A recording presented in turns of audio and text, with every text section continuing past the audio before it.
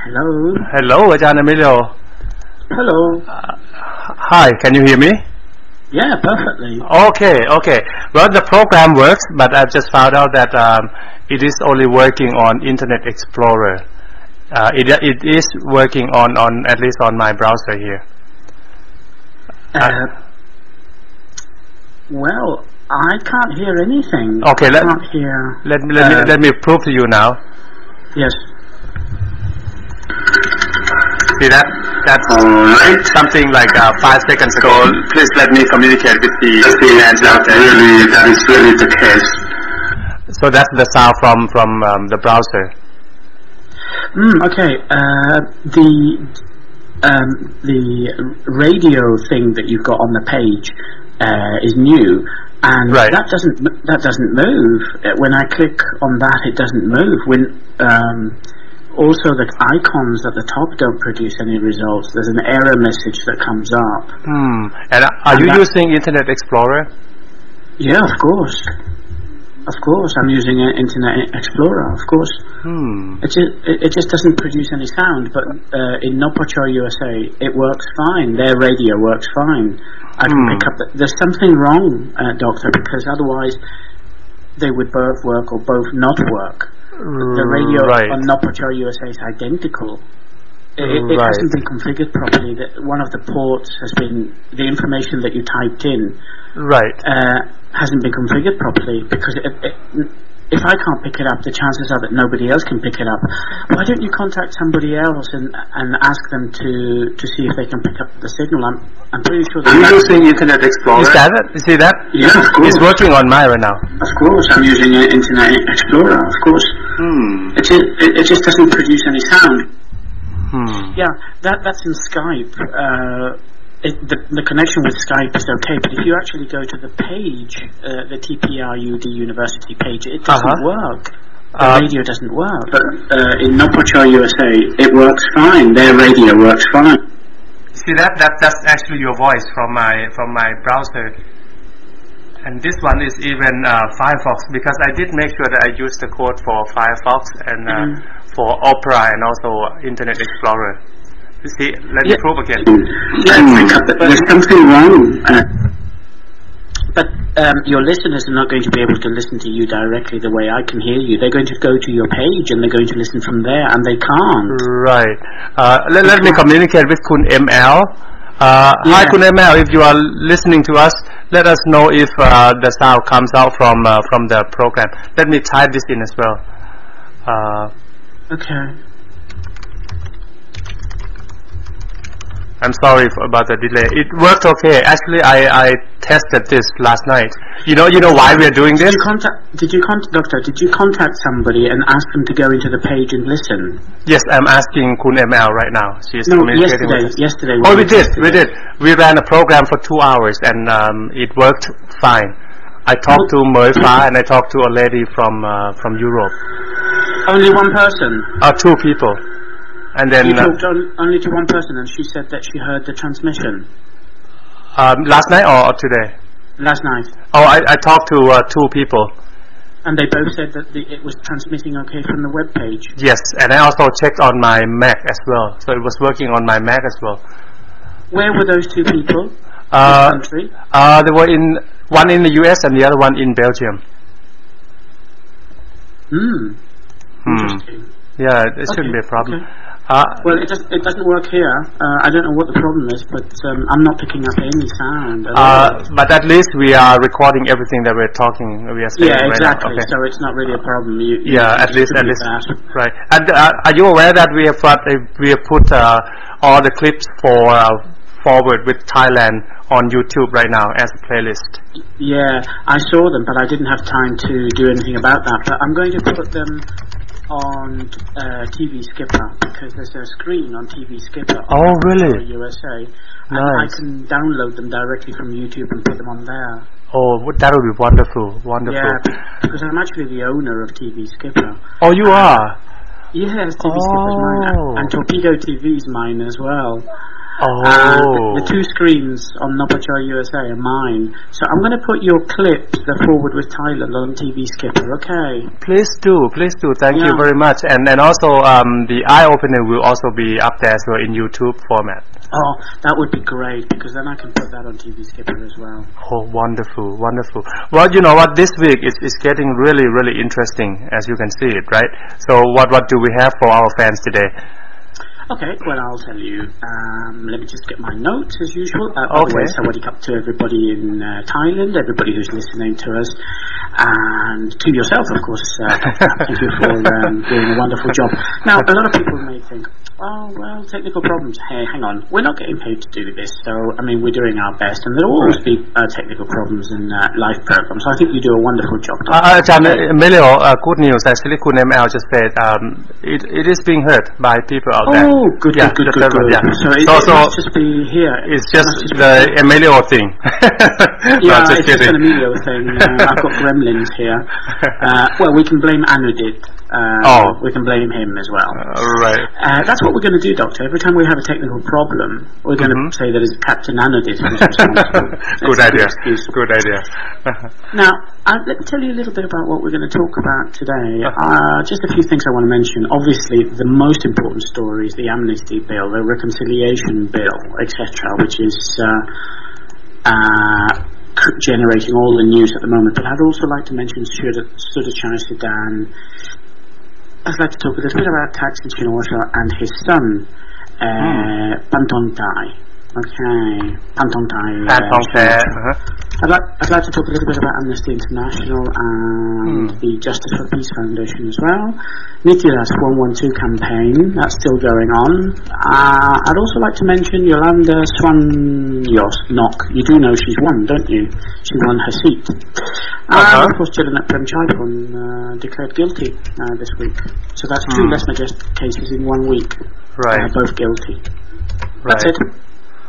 Thank you very much. That would be really interesting, and I might as well lead you to issues about Thaksin, and his teams in Thailand being kind of invaded in both on the street and and also in the parliament. Yeah, Doctor, do we have any other guests today? We are expecting Kun John to join us. Actually, we have been calling him, but we'll see if he can come in and join us later. And also, I'm trying to get in touch with Kun Mui Fa and maybe Kun Su. Let's see if they'll be ready to join us later. So I'm going to keep contacting via text messages. Okay, that would be great, because I think the more opinions there are, the better. Sure. One opinion or two opinions is not really enough. I want to hear what they have to say as well, rather than me expressing my opinion on these issues, because obviously their opinions matter as well. So if we could get John or Wi-Fi on air as soon as possible, that would be great. Okay. I'm doing it right now. Yes. Excellent. Thank you, Doctor. Sure. Now, obviously the main news today, this week, in fact, has been the scenes at the Parliament in Thailand over the reconciliation bills, the 4 bills that were presented. Now, we talked about these last week. Do you remember, Doctor? I briefly mentioned them. Right. And they were presented. They were finally presented. Let me just tell you what the person who presented these bills said. Okay, if I can find my notes. It was General Sonti Bumyaratlin, the coup general, the Muslim general. Most people know him as the Muslim general. And, well, what he said, according to The Nation, is that he had proposed the reconciliation bill called the Union Bill. And this is what he said. He said he presented this bill to Parliament for the sake of peace between former Prime Minister Thaksin Shinawatra and his opponents. Now, I don't know about you, Doctor, but those words sound almost comical now that we know what's happening. I mean, if that was an attempt by Sonti to create peace, I would say that his reconciliation bill is about as successful as his coup in 2006. I mean, if this was an attempt to create peace between rival political opponents, then we can safely say that he has failed miserably. What do you think, Doctor? Actually, I've been discussing with a lot of people about the bills. Did you know that we have 4 versions of the bills? Yes, I do. Yeah. And one of them is supported by one party.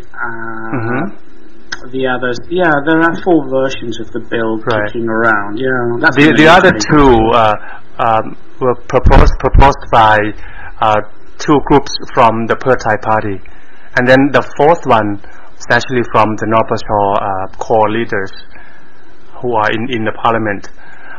The first 3 are almost identical, granting amnesty to every party, except but for the North version, they do not grant amnesty to opposite and the military officers who killed the civilians. Not to yes, but the important point is that none of the 4 bills grant any amnesty for 112 prisoners. Indeed, yes. For that reason, it's unacceptable. I mean, all 4 versions, even if there were 44 versions, you're right. It's still unacceptable. Whoever gets amnesty, as it currently stands, unless 112 prisoners are taken into consideration, they're political prisoners too. They were part of the conflict too. No, the bills are unacceptable. It's also unacceptable the way that the PAD hooligans and their Democrat buddies have stopped the bill from going through. That's completely unacceptable and undemocratic. But the bills themselves were bound to create conflict.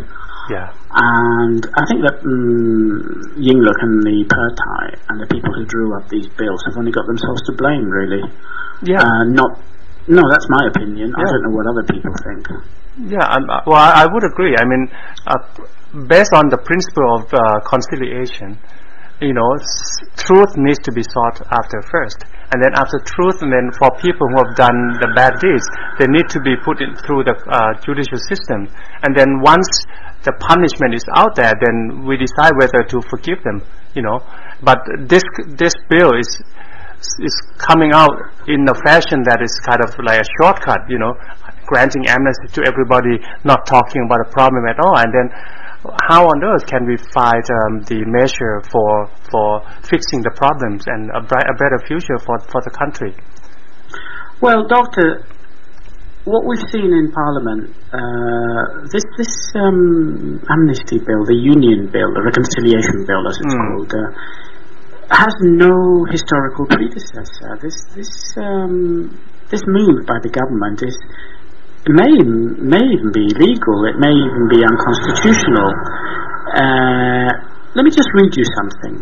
Okay, Doctor. It says, historically, no legislation has been enacted to nullify court verdicts, which are final.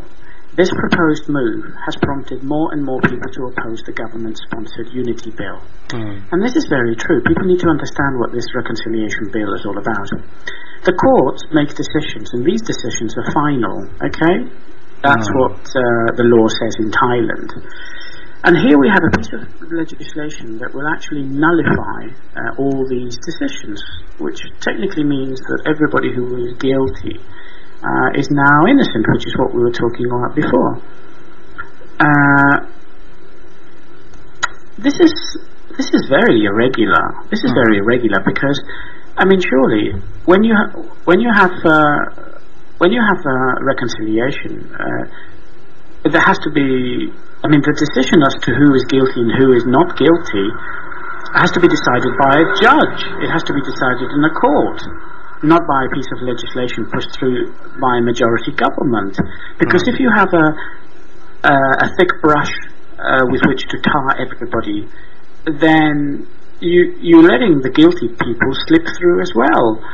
This is why it's so unjust, because some of those people who were responsible for the deaths 2 years ago are guilty. Let's be clear about that. They're guilty because they used excessive force. They usurped authority which didn't belong to them, and the tactics used by the army were excessive. I mean, some people are guilty. Not everybody is innocent, and not everybody should be let off the hook. Yeah, you are exactly right. I mean, even red shirt members do not agree with the bill. I mean, it's that's obvious. I mean, it's so shoddy. I mean, did you hear Thaksin's son? Did you hear what he said? This appeared in one of the newspapers here. I don't know if this piece of information appeared in Thailand. No, I missed that. Oh, okay. Thaksin's son, his name is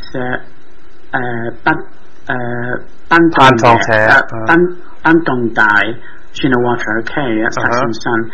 Do you know what he said? He praised the former coup leader. He praised him, General Sonti Bunyaratlin. He praised him for proposing the reconciliation bill.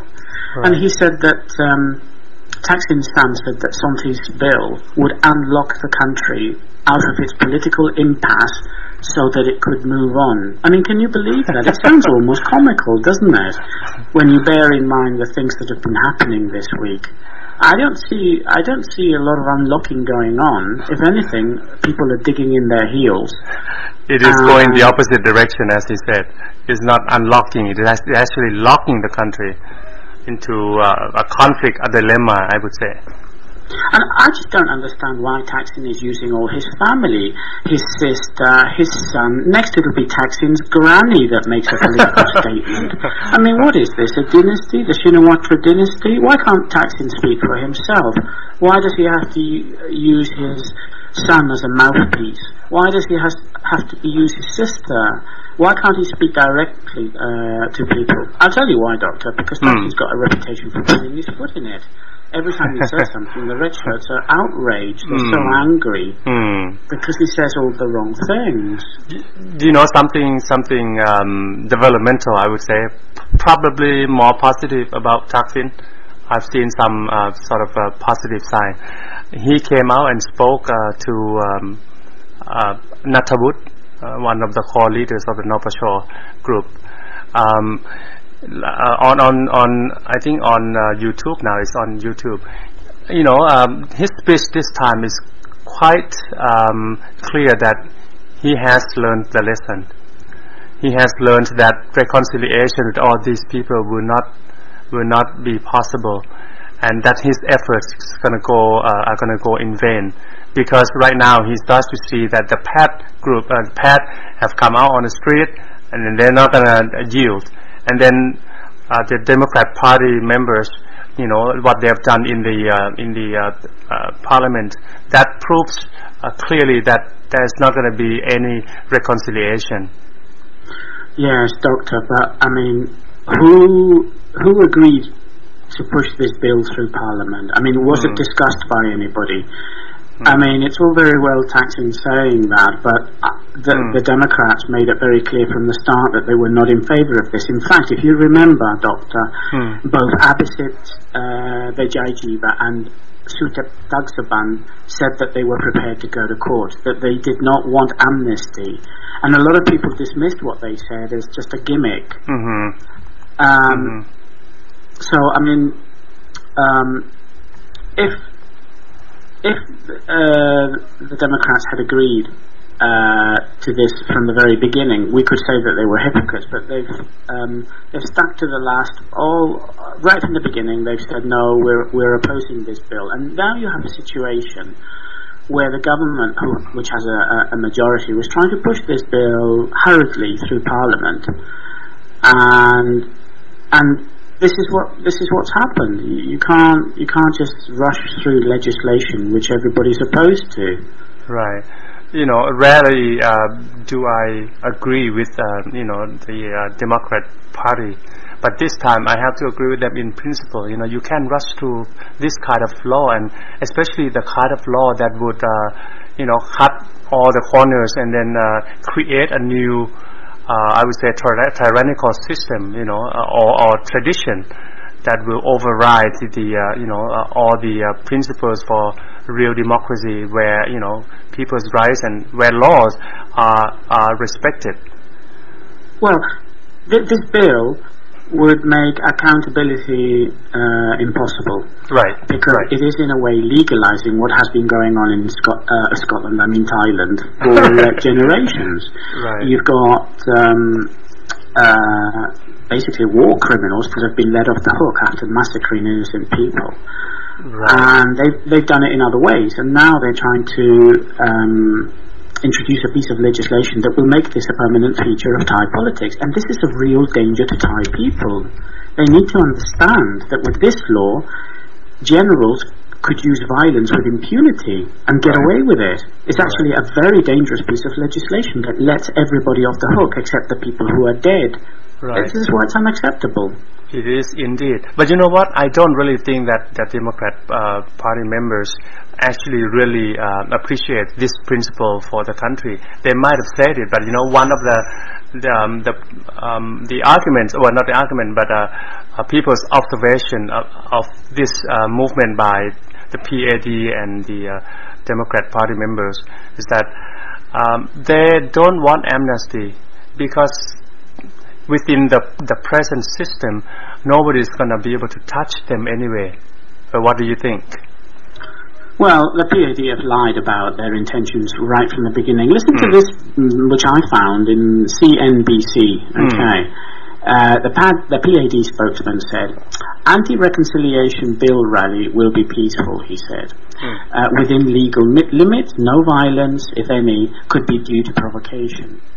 Well, I mean, that is just, again, it's comical. Everybody's been so insincere. Of course the rally was not peaceful. I mean, look at the scenes in Parliament. One person, I mean, there were two assaults. Two MPs were assaulted. Kun Rangsima slapped Kun Katiya. This appeared in the Bangkok Post, okay? That's the two women who were fighting over the chair. One slapped the other. Kun Katiya was slapped by Rangsima, but of course they both denied it. There was a man who tried to strangle another man. We all saw that. He tried to choke him. That man turned out to be, according to my information, it turns out to be Sutep Tagsaban's brother. Right. Okay? Yes. He's a cousin, I would say, yeah. And that just gives you some idea of the character of Democratic MPs. They really are thugs who assault other MPs in Parliament. When you talk about the chair, Aj.Emilio, it's not just any ordinary chair, right? Do you know what kind of chair it was? Well, it was the Speaker's chair, wasn't it? It was the Parliament Speaker's chair who was accused of siding with being partial, Is that funny? If you talk about... Oh, sorry, I'm sorry, Ajahn. No, I can't hear you. Because of the sound, it's not. Sorry, Doctor, it's not very good. I'm getting a little bit of feedback. So if you sort of talk, I can't hear you. If I'm talking, I can't hear you. I see. I can't hear you. All I hear is like that. So I don't know if you're talking to me or not. Do you understand, Doctor? Okay. Actually, when you are going continuously, I will just turn off my microphone. But anyway, I forgot the point. The chair belongs to, as you say, the chairman of the parliament, of the meeting, right? And that, in fact, is one of the top people under democracy. You have the Prime Minister as the head of the what's that, administrative, what do you call that, the power. What? Prime Minister is one of them, right? Then you have the judicial leader, and this guy, the chair belongs to the guy who is the head of the parliament. That's the top leaders of the country, one of the top leaders of the country.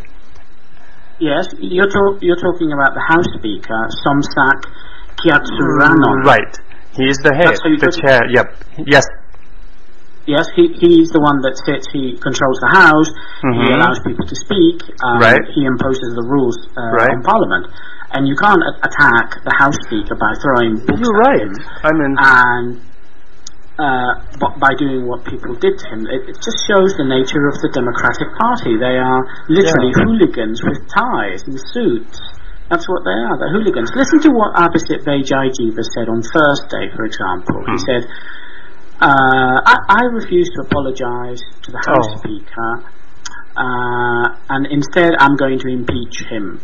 I mean, it's the Democratic Party that attacked and created bedlam in the Thai Parliament, and they're blaming everybody else. Aj.Emilio, humiliated. Right. You know, I just can't believe that this guy graduated from Oxford University. I mean, that is the place where people, you know, I think I've met a few people. I even play soccer with some Oxford friends, you know, in the Oxford team actually.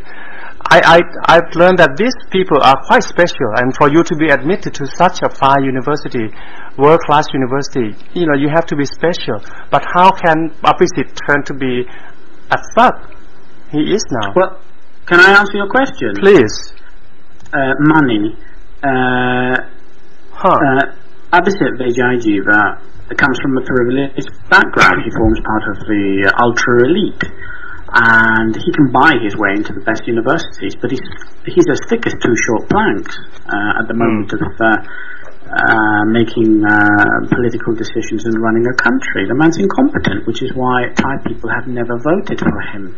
It's easy to forget, but Abhisit has never been voted as a prime minister, which is why the Democrat Party did what they did. They want to close down Parliament because they know that they will never form another government in Thailand, and because of that, rather than put their own house in order, they're trying to disrupt the normal workings of the democratic process. They're just hooligans with suits, and I think that people should look at the situation and make the right conclusion. Let me tell you what I think, okay, because you haven't asked me what this is all about. We're only talking about some details, but let me just tell you what I think. I agree with, I think his name is Natterwood.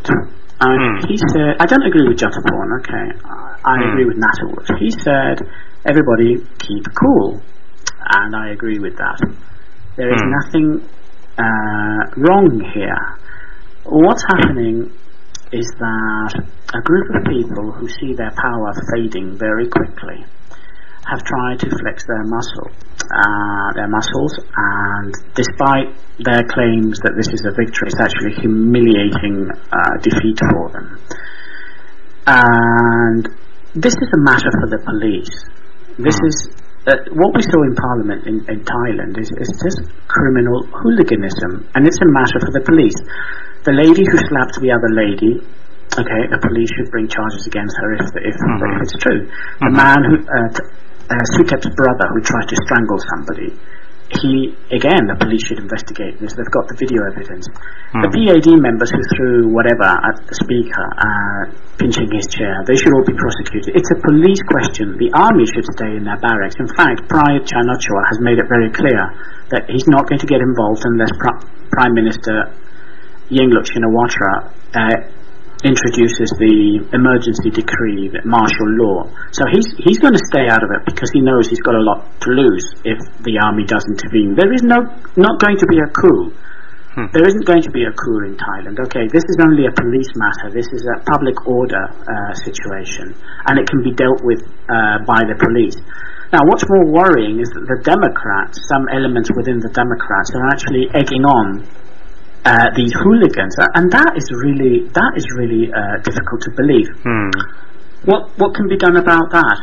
Well, I'll tell you, it is illegal under the Parliamentary Act, I think it is. It is illegal to incite people to invade Parliament. Right. If the Democrats are found guilty of inciting people to invade Parliament, their party could be dissolved. And that's what I would say to Thai. Use the legislation that is there to deal with this situation. And what I would say to the Regis is stop trying to scaremonger people into a panic, because that doesn't really help the situation, because it will actually force Yingluck into implementing martial law, and we all know what happens when martial law is in place in Thailand. The army uses excessive force. Doctor, what do you think? I think your advice is right on, and it looks like the Pheu Thai party has picked it up. I mean, they're going to pursue all these people who have done all those bad things, and in fact, in the media, I think the Pheu Thai party has been playing, that role of being a gentleman right now, speaking of principles and all that, and preaching them about, how to behave in the parliament. The fact that it is one of the highly privileged and revered institutions in the country. Yeah, well, the Pheu Thai party can cut out. Cut the crap as well, because they've not exactly behaved like they should. They knew that this piece of legislation was going to cause trouble, because people have been telling them all along, and they still try to sneak it through Parliament. Yes. Anyway, this is all over by the shouting. The fat lady has sung. The Constitutional Court has said that this bill is not going to go through, because they have assumed, that there might be an imminent attempt to overthrow the constitutional monarchy, and they've said that they were forced to act. So, I mean, it's over by the screaming. Their rationale, Section 68, which basically gives the Constitutional Court power to prevent any attempt to overthrow the constitutional monarchy. So this is all over by the screaming. But I sincerely hope that the Pheu Thai have learnt their lesson. Even if they have a majority in Parliament, they can't push through legislation which is as deeply divisive as this. They've got to learn to respect the democratic process. Something which Yingluck and her government have consistently failed to do. I mean, think about it, Doctor. This bill is an absolute outrage for people, isn't it? It's practically carte blanche for the army to kill people and get away with it. No, that can't be allowed to happen. I don't agree with the PAD hooligans, and even less so with the Democrat method, but this bill, it does not benefit Thai people in any way. I think after I have listened to Dr. Thaksin Shinawatra in his recent speech, last night's speech, I've come to a conclusion that perhaps the Pheu Thai party is going to back off, and that's good news. But then, they've got no choice. Yeah, but then the way I see it, Aj.Emilio, I mean, the future is really bleak for Thailand. I mean, the way things go right now. If you look at the fact that the PAD and the Democrat Party have joined force together, yes, the good reason would be that amnesty should not be granted to everybody, but for them, of course, the target is that Thaksin Shinawatra, he can never come back to Thailand. If he ever came back to Thailand, some of the members there would even want to kill him. Is that if you return to Thailand, you're dead. One of the posters I read from the PAT supporters, as they were on the street. Now they are resting, I believe. But the thing that I was reading from the speech by all these leaders, the PAD leaders, and a signal from Democrat Party as well, is that they are coming out now in order to give a sign to the red shirts and Pheu Thai party that as soon as they touch on issues about the royal family, they're going to come out huge, and it's going to be a war. Well, it's not going to be a war, and they're not going to come out huge, because they're a pathetic bunch of idiots. I hope not. They don't even know what they believe.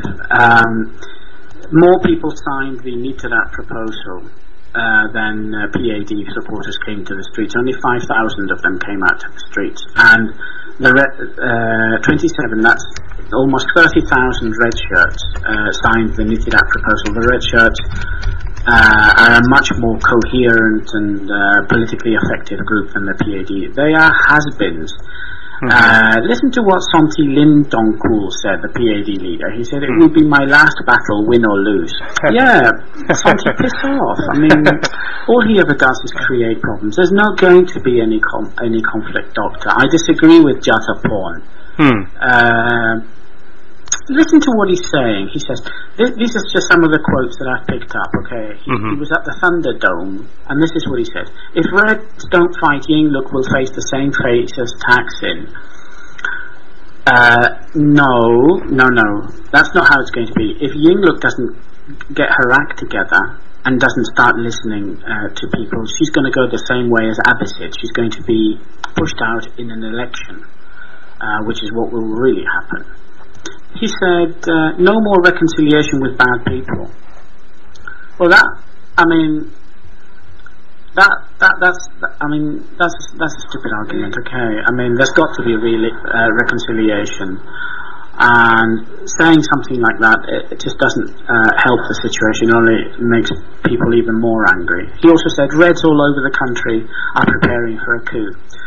Well, you can forget about that, because there's not going to be a coup, as much as some people would like there to be a coup. There isn't going to be a coup. The army have said very clearly that this is none of their business. They've stayed in their barracks and they're waiting for instructions from the government. They're not going to act on their own, and I think they mean it, because they've realised that things could get very ugly. But Aj.Emilio, this is Thailand. And I don't really think that the army is actually loyal to the Thai government and the people, and you know what I mean. And right now, yes, they're not going to stage a coup, and I think they're going to use the judicial powers that they have in order to do anything to stop the Pheu Thai party and the movement by the Red Shirts in pushing toward democratizing the country.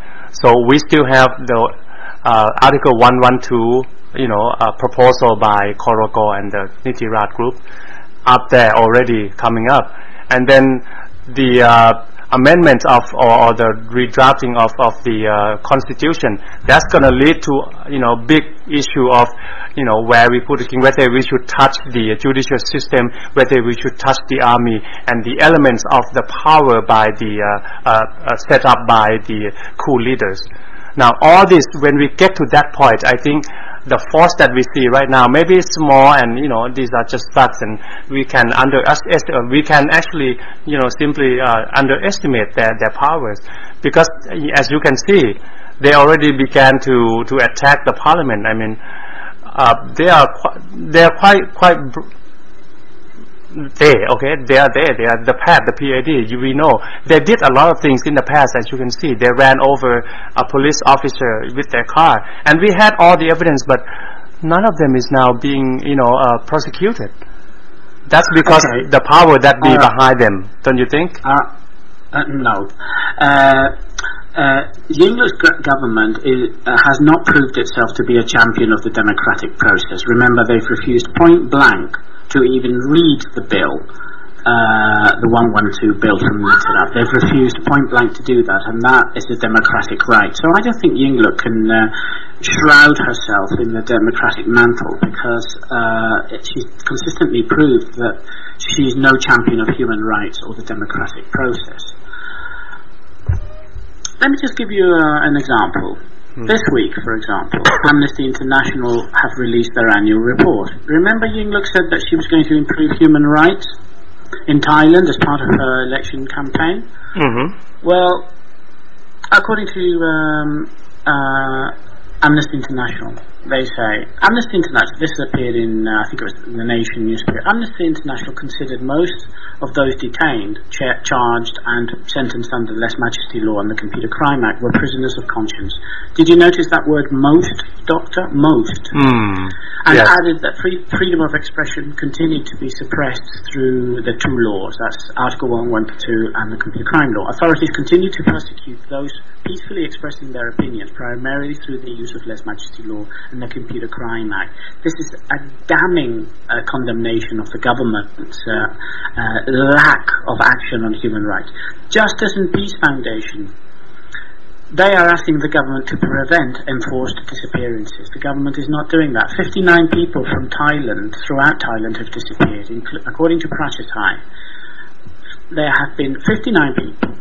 12 people from northern Thailand, 5 from western Thailand, 7 from Isan, 33 from the deep south. That's an awful lot of people that are disappearing without trace, politically active people who are disappearing from Thailand. So you've got violations of human rights, people being denied bail, people being locked up and dying in prison, and you've got another organisation condemning the government for not preventing enforced disappearances. I think that hardly qualifies this government to call itself a democratic government. I mean, there's no good guy and bad guy here. Politicians are all the same at the end of the day, and I don't think the red shirts owe this government anything. This is all a show for somebody's benefit, but I think the red shirts should just keep cool and keep watching events to see what happens. But certainly, if the government falls under its own weight, then that couldn't be considered a coup in any way. A coup is when the army attacks the state, closing down parliament and cancelling everybody's rights. But that hasn't happened, and I don't think it will happen, although it happened in the past. I think it's a question of waiting to see. If people have no confidence in the government and the government falls, then presumably there'll be an election and the democratic state will continue forward. But, I mean, these kind of statements that we're hearing from the UDD are verging on the ridiculous, as if Yingluck is super important. She's not. Look at what the UDD's leader said this week. They told their supporters to prepare to fight against the military, the judicial coup, urging people to sacrifice their lives to protect Prime Minister Yingluck. That's ridiculous. People have already sacrificed their lives to put these people in power, and look how they treated them. Nobody should be saying things like this. This is really, really irresponsible. Doctor? Well said. I think it's true that the future of this government, the Yingluck administration, will depend very much on their deeds. But at the same time, you know, when we are talking about Thailand, and this is not a democratic country, and that's the fact. And you know, as we looked at the facts and elements in the country, in one of the programs we had on Forward with Thailand, you know, we realized that all the elements of a fascist state, you know, can be found in Thailand. And it's pretty much so because of the power, the hidden and the obvious, clear and present power of the royal family, the monarch. So can we also look at the situation, the Yingluck deeds, and the entire situation in Thailand as also part of the power of the royal family as well, the influence of the royal family? Okay, one moment. The royal family, to my mind, is not responsible for this time. Okay, there hasn't been any meddling on the part of the royal family, but there has been meddling on the part of Thaksin. Listen to this. This is from the Asian correspondent. Thaksin's return to Thailand is said to be imminent. Okay, he's going to be allowed back into the country. Why? Well, according to the Asian correspondent, it is because one of the keys to the deal may well have been the announcement by Prime Minister Yingluck Shinawatra that she will donate 1.7 hectares of rice land to the monarchy. It is Yingluck Shinawatra and Thaksin that are dragging the monarchy into this, and this idea of donating land to the royal family as a way of getting Thaksin his return ticket to Thailand is what's creating the problem. But the monarchy itself hasn't meddled in any way in this. Even Queen Sirikit, the leader of the PAD, has been unusually quiet on this. We know that she supported the PAD in the past, but whether she will do it again is another question. But let me just say something.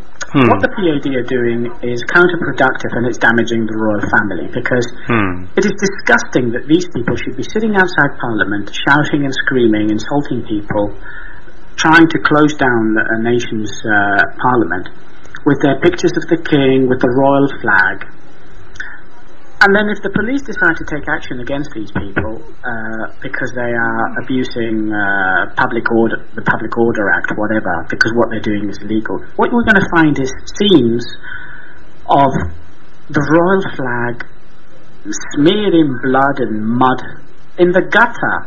We're going to find portraits of the King and the Queen of Thailand with footprints on them thrown in the gutter. That's what's going to happen if the police and the PAD clash in the street. So who is going to be damaged ultimately over this incident? It's going to be the royal family. I just don't think it's very fair to blame the royal family when it's the royal family that are getting it on the neck. It's too easy just to blame them on this instance. I know that a lot of people are saying, you see, we were right. The King was wearing an army uniform and Sirikit was wearing purple, and this is the proof now that they were planning on organising a coup. I think they're making it up as they go along, and I think it's very irresponsible to talk up a coup this way. Yeah, I mean, well, not now, Aj.Emilio. Of course, they don't have the legitimate reasons for staging the coup, but they have already set up the scene for this. They already announced their intention. Okay, จำลองสีเมือง intention, yeah. Yep, intention to really seize the power and even close the country for at least 5 years. That's the words from Sonti Limthongkul, the PAD.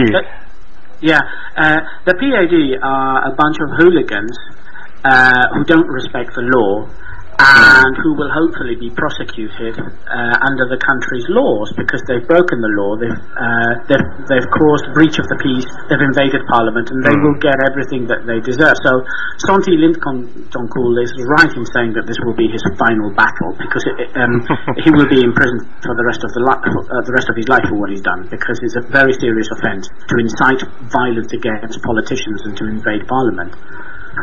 Well, they have done that. They even seized the international airport. They seized the government house for the entire farming season, and look at him. And in fact, in addition to that, he has been found guilty of financial violation against Financial Act. And then he was, you might as well remember, he was sentenced to something like 85 years imprisonment. Now, what happened? They gave him bail, and then he's now still there, making moves. And and the charge against him for seizing occupying the airport was that actually that's a terrorist, right? That's considered a terrorist act. Right. Where is he now? He's still out in the street. Yeah, because he's got a certain amount of protection because of what he said. Sonti is always rubbing shoulders with Queen Sirikit, for example. Nobody's going to touch him while they think that Queen Sirikit supports him. Right. Queen Sirikit attended the PAD funeral. She's known to be a supporter of the PAD. That technically makes her the leader of a terrorist group, if you think about it. And Sonti has always talked about being invited to the palace, being given special gifts, which is why the army tried to assassinate him a couple of years back. That's why nobody dares to go for Sonti, but I think this time they will, because they can see that he really is bringing the Thai royal family into disrepute. I mean, Pryor, for example, warned people. He said, this is what he said in Thai Visa. He said, protesters should refrain from making speeches that smear the army's image. I don't know how you can interpret that. It could be that Price is getting a little bit angry that people are suggesting that the army is going to stage a coup, or it could be that he's suggesting that the PAD should not drag the monarchy into this conflict. But it is so obvious that the PAD are desperate to play the royal card again, and they're even inciting the army to join them. What surprises me is that the Democrats are so stupid that they actually fell for it. They actually invaded the chamber and allowed these hooligans to run rampage. I mean, wow, how irresponsible can they be? Not only do they flash pornographic pictures up on the screen, but they do Heil Hitler signs, and now they're running around with hooligans inside the government chamber. It's amazing that the party should be dissolved. They should be dissolved because they have broken the parliamentary rules. which say that you cannot incite the public to invade Parliament. That should be used to close down these Democrats, because they're just hooligans who know that they're never going to win another election, and they're trying to destabilize the country because they know that if Thailand is destabilized, they have power. If Thailand is stable, they don't have power. They will always be this silly shadow government, whatever they call themselves. Do you see what I mean, Doctor? Oh, indeed, very clearly, very clearly. I mean, I just can't believe that they are this desperate. And when they are so desperate, I mean, oh dear, they can do all these things I've just mentioned. I mean, how can it be possible for people educated from, overseas? Many of them are educated from overseas. You know that Siri Chok Sopa, I can't remember his last name, and Abhisit himself. These guys are very well educated, and all these youngsters, when they speak, you just think, wow, they're so clever, they are so rational, but you look at what they do. Oh, okay, all right. Let me read to you what Abhisit Vijayjiva said about this incident, and you tell me if it's clever or if it's not clever. This is what he said about the incidents in the chamber. He said, "Our party's image was affected to a certain level, but I think we can accept it if we can stop the law that would damage the country." That's what he said, Doctor. I mean, how stupid is that man? And then he said, this is the best part. He said, "Insolence on the part of the Democrats was unavoidable because they were denied the right to speak on the House floor." So it's okay for them to attack the speaker, throw things at him, steal his chair, close down the parliament, cause a riot inside the Thai parliament. It's okay, that as long as they get their way. I mean, what kind of an attitude is that? I mean, who says that Abhisit is intelligent? He doesn't know what he's talking about. He's justifying anarchy, and he's supposed to be an MP that represents people in a democratic country. What I would say to voters is, remember this the next time you're going to vote, because these people are not representing anybody, and they don't believe in democracy. I doubt that anybody sitting in the Thai Parliament really believes in democracy, because if they did, they wouldn't do these things. They would respect the democratic process. But they just want to win at any cost. I mean, Abhisit's words confirm this. Win at any cost. Well, I just can't say better than what you have said. I mean, it's about Abhisit. I've been so disgusted by the behavior of this man. I mean, when he speaks, you know what? He is a great debater. In fact, he was in the debate team at Oxford University. Do you know that? And he should have stayed there. He should have stayed at Oxford University and not gone to Thailand. He should have stayed there. Oh dear. He may have been a great debater in Oxford University, where they called him Veggie. They called him Veggie there. But he's not a great debater in Thailand. Otherwise, he would have been elected, and he hasn't been elected. He may have a nice voice or whatever. At least Suthep thinks he's good looking. But Thai people don't vote for him because they know that he's insincere. Right. And they know he's a hooligan in a suit. Right. Eventually he can hide his real attitude about right. life, about politics, democracy. Yeah. I mean, that the speech that you just quoted, that actually reflects his stupidity. And I mean, his intelligence, I really challenge. When you are really intelligent, you don't choose the wrong path. Don't you think? That's really my verdict when I decide whether a person is worth, calling intelligent or wise or, a learned person. I look at the decision that he did. And Abhisit has proven to me that this guy is by no means intelligent, wise. Let's just talk about the word wise. I mean, he's not a wise man at all. It's kind of sad coming from such a Thai family with all the privileges. One could become so great up there, being a learned person, understanding people around him and trying to help people rather than trying to take. Now, one question, Aj.Emilio. I find it really interesting that you talk about Abhisit as being a man after money for all he's been doing. It's all about money. Now, in Thailand, people think of Abhisit as one of the cleanest politicians. So, what do you think? Well, I didn't mention any money. I don't think I've mentioned money in anything I've said. Oh, really? I thought you said something about like why are they doing all this? And say, of course, it's about money. Oh, you're right. Why did I say that? What was the context of that? Oh no, I said how did he get to Oxford University? And I said money. Oh, education. I see. That's what I said. What? Abhisit, the least corrupt politician in Thailand. That's what people have said, have claimed. Well, has there been an investigation about his assets? Does anybody actually know how much he owns and where he made his money? Listen, corruption, Doctor, corruption is almost part of Thai culture. It's almost accepted in Thailand. And, I mean, there's always a certain amount of corruption, which is a bad thing, of course. But in Thailand, it seems to be part of the culture, and it seems to be accepted that people take kickbacks, etc. And, well, I don't think people should be measured on how good they are or how bad they are on the level of corruption. I mean, they should be measured on how corrupt they are or how uncorrupt they are.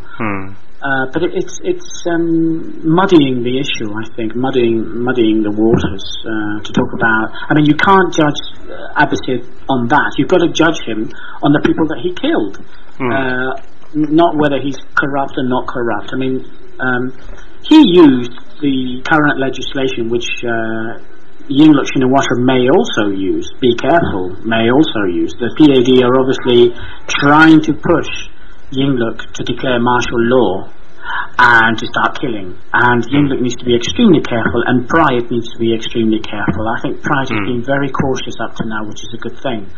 But the PAD criminals must not be allowed to create a situation like they did 2 years ago. These people must be made to face justice, and it's the police's job to control this. These people are hooligans. Never mind that they're carrying pictures of the king to justify their illegal acts. They're criminals, and they should be brought to justice if the whole state isn't to fall apart. I totally agree. Actually, Thaksin himself just came out and say, the government will have to enforce all the laws. They can exercise their democratic rights if that is really the case.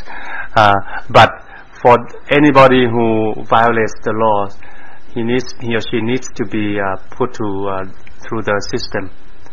So that's quite right. That's what the state is there for. That's what the laws are there for. Nobody's above the law. You can't just hang a picture of the king on your head and say, hey, I'm above the law. They are being so cocky and so flash. They think they really are so cool and that nobody can touch them. And I think that that's got to end. These people really are provoking the state. And they think that they're above the law. I've actually heard comments like that. I've seen comments like that in the press, people saying, oh, it's a huge victory for us. They've tried to humiliate Parliament and they've tried to humiliate the nation. And they think they're going to get away with it. And they're not, because the government has legislation on its side, and the people of Thailand want stability and they want democracy. And those politicians that are being irresponsible and talking up a coup should think very carefully about what they're doing. I don't think it's very wise. I don't know. I totally agree. I'm a Buddhist, so I strongly believe in karma law.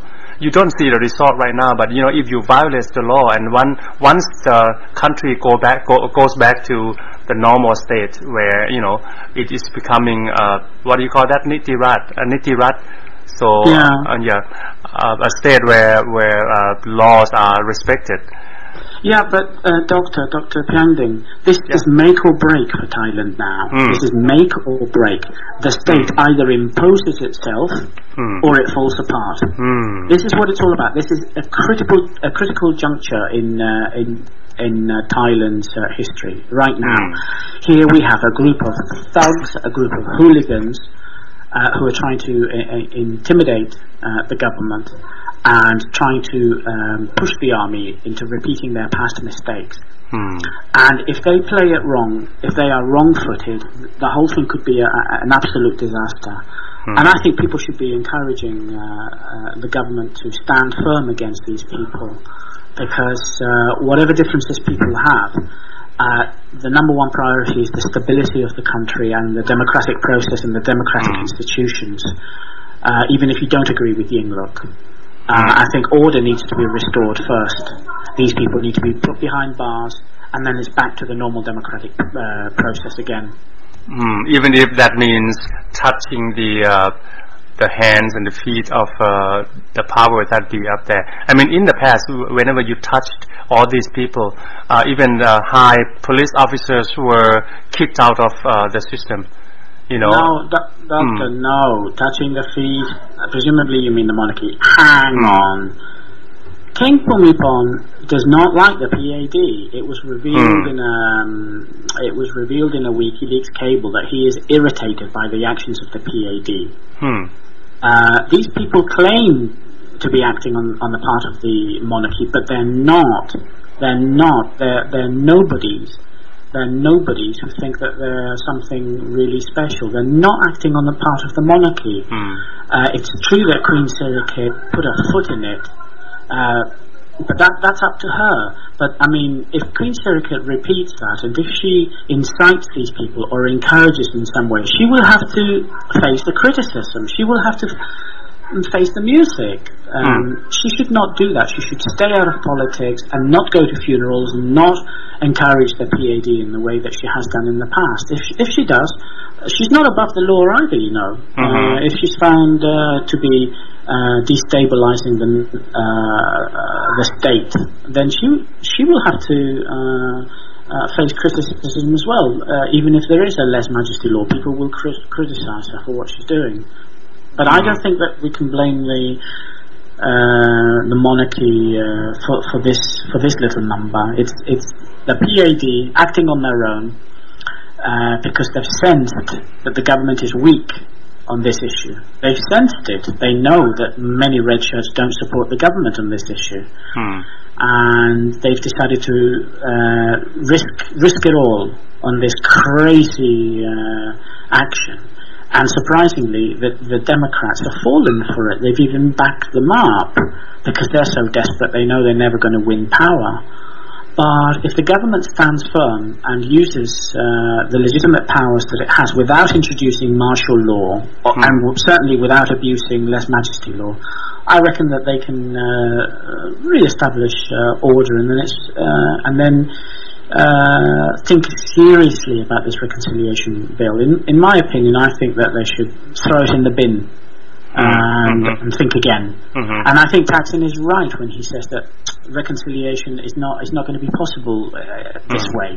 There has to be another way forward. It's not going to work through legislation. Aj.Emilio, is quite interesting the way I see it. Like, you don't think that the royal family is actually manipulating the entire system, and by allowing these people to do what they do, it's not that they don't know at all, or they don't approve of. In fact, for a lot of Thais, they think that it's a conspiracy, you know, actually masterminded by people around the king, and then allowing all these people to come out and looking at what their behaviors. A lot of people can't help but think that they are this daring, you know, challenging the laws, because since before the coup d'etat in 2006, these people have been empowered by the royal family's influences. So, do you want to write that off completely? It's just the act of their own, or do you think it's a combination of both?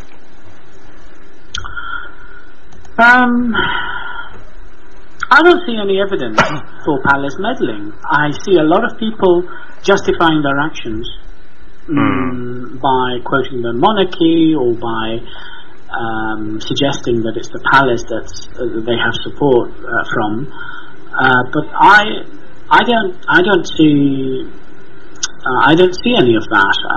I think that the army so far have used a lot of restraint, and the king is just getting on with his life. He's going to be leaving Siriranj Hospital soon. In fact, today he unveiled a statue to his brother and under my doll. He's just getting on with it. What the PAD do has nothing to do with the monarchy. They're losers. They're losers, and they should be dealt with by the government using ordinary criminal laws. And no, I don't think this is part of some crazy conspiracy. I think people like conspiracies too much, and in this case, I don't think there is anything there. I don't know. What do you think, Doctor? You know, I wish you were right, Aj.Emilio. I wish you were right, but I mean, I know Thais well enough, and I know Thailand well enough to really think that it's mutual benefits. It's not that, I mean, before any coup d'etat, in fact, well, I don't have hard evidence in my hand, like listening to them directly, primary evidence, something like that. But based on what I've heard from people, all the coup d'etats in the Thai history, there's only one or two that had not been pre-approved by the royal family. I think one of them was the one that Suchinda did. I think that's the one that really upset the royal family. Anyway, but I mean, think about it. Out of the 20 coup d'etats in Thailand, for every time the king will have to put his signature onto it. Without his approval, how could he actually allow these things to happen? How could the military general have been so brave in seizing the power from people from all over the country? I mean, it's just too much for any military general to really be responsible for. And in the Thai system, it's always the royal family first. And I think, yeah, maybe we don't have any evidence about royal family members, the king and the queen giving order. But if we look at the circumstantial evidence, before right now in Thailand, we believe there's going to be the judicial coup d'etat first before the military coup d'etat. That's going to be the last thing, the last resort, when people actually want to change the constitution, putting the king under the constitution and all that. That is going to be the last resource they use. But now people believe that the judges just were summoned to the palace, and the king gave them the speech, and the same old speech about being, fair and impartial, doing the thing for the country as you promised. And right now we start to see that, they are making decisions that the Pheu Thai party, even Thaksin, have already predicted the worst. And people have been talking about the dissolution of the Pheu Thai party. And if you look at the behavior and the evidence in support of eliminating the Democrat Party, we have had more than enough, but we still don't see the results that should be. What do you think? I'm really wishful that you were right now about that the king is deciding to move on and letting the country go the way it should. Aj.Emilio?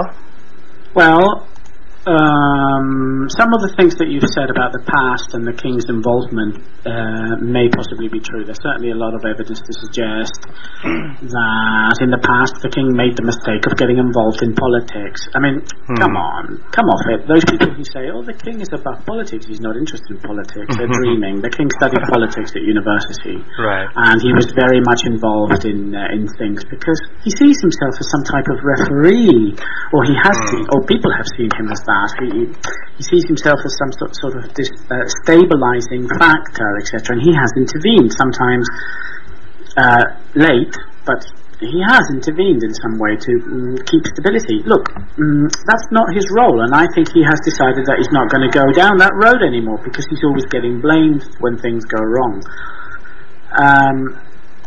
So I don't think that he is responsible for this. This is not the army's doing. This is not the palace's doing. Certainly not from the part of the king. Maybe from Queen Sirikit.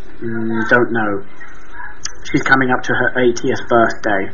I don't know if that has anything to do with it. Maybe she doesn't like being 80. It's probably more likely that the Democrats have planned this. It's probably more likely that the Democrats have incited the PAD to do this, in my opinion, because the Democrats know that they have a minority of the MPs in Parliament, that the Thai can push this bill through. They suspected that the House Speaker was biased in favour of taxing. They actually said it.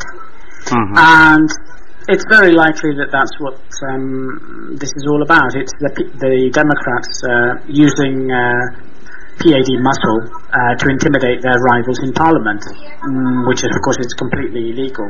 You can't do that. And that's what I think. And I think people are reading far too much into this.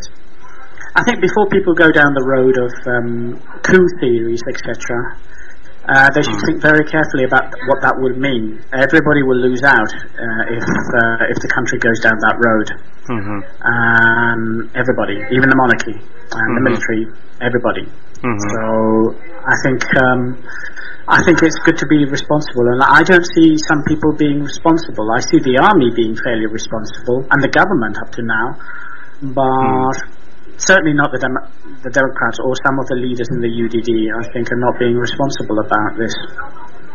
That's my opinion, but I don't see meddling from the palace. And what would you suggest to the palace right now? Stay where they are, staying quiet, or what?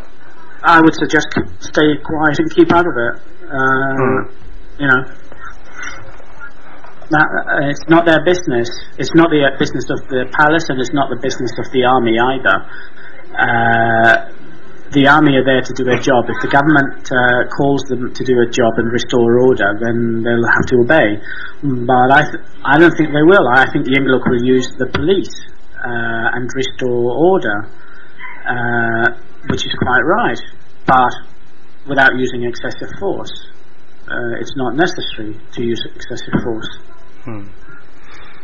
What would you suggest to the king if you were right in front of him and you were appointed his personal advisor? What I don't like is the fact that the PAD justify everything they do by citing the monarchy, the king in particular, and I find it quite frustrating that the king stays silent when people are justifying violence in his name, and he remains silent. I don't think he should. He has the right and the duty to take away the moral power that these hooligans are claiming from him. And for me personally, it's very frustrating to see the king keeping this quiet all the time. I think he should say something. I think that he should say, these people don't have my authority, that I don't agree with them at a moral level. And that would finish off the PAD forever. The PAD would go away, lick their wounds, and realise that they've lost the arguments. But it's the silence from the king that gives these people almost their moral authority. So what I would say to the king is, I would say to him, he has a duty to speak out against the PAD. This should not be something that is revealed through WikiLeaks cable. This is something that he himself should say through his secretary, whatever. The king is entitled to make a statement on these issues. Why not? Other kings would do it. They appear on television and they make public statements. The king can do that too. So he is not doing that. Now, why not? No. Why not? Because people around him are advising him to stay out of politics, to stay out of it, don't get involved. But one thing is to give the impression that these people, these hooligans, have the backing of the palace. That's completely wrong, which is what Sirikit did. Another thing which is also wrong is to stay quiet and keep everybody guessing while the PAD are justifying what they do, claiming that they've got support from the palace. That's also wrong if things get out of hand.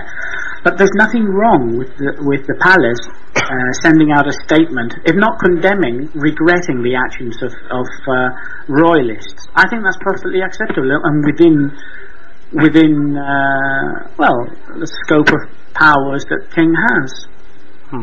I tend to get a glimpse of fear among the royal family members. fear that they would lose their power, and then once they allow a little bit of, once they yield a little bit, then it's going to lead to another and another, and eventually the end of the dynasty. Now, what do you think about that? Do they have fear? And is the fear sensible, real? Well, the royal family, I think, to a certain extent, are quite detached. I mean, the king still hasn't mentioned the crackdown 2 years ago. He hasn't lamented the actions of his army, the royal army, the people who claim to represent him, the people who claim to be protecting him, and in whose name civilians were killed. He still hasn't said anything about that. Right. Why? I don't know. I think it's a little bit like the Chinese emperors who were they lived in the Forbidden City, detached from reality in every sense. They lived in, I think it was Nanking, present Beijing, I think it is, and they was just completely detached from their subject and reality. And I think to a certain extent the royal family in Thailand are also detached and distant, and they are badly advised by people, which is probably why they never say the right things. I agree with the badly advised part, but I don't think I can really agree much with the other one about them being detached. When you look at the history, the king has I think a lot of people believe that is assisted by the scheme devised by the CIA in helping to establish the Thai royal Thai monarch as the figure of power, the center of power, in order to fight off the communism wave. Now, if you look at the entire system, the king has the power over all the systems in the country. If you want to become a cadet, in order one day you will become a general and army leader, even the cadet would get dubbed by the king. If you want to be the chief monk at all levels, village, district, and province, and then the top at the region, then you get, the endorsement by the king. Now, if you want to become the prime minister, of course, the signature of the king. The coup, the signature of the king, and to become legitimate leaders of the state, the king's signatures. And even in the school, the universities, the king would just go in and hand the diploma. I think this is kind of something the things that are well planned in the system, so that the king will have influence over all the systems in the country. Okay, I wish that you were right in saying that he's trying to back off and move on with going back to the palace and live a peaceful life, not messing with politics. But the history doesn't really say so. And is it possible that he's going to back off and really end his life, peacefully, still keeping the people's respect and perhaps loyalty intact? Well, not intact, but at least still there for him to see during his last breath. What do you think? Well, I think that Thailand's monarchy is completely different from most other monarchies. His status as a monarch puts him above the constitution to a certain extent and above Thai people. And it's true that his signature forms part of the way that the system works. Without that signature, things don't happen. But that doesn't necessarily mean that the king is involved in this particular incident.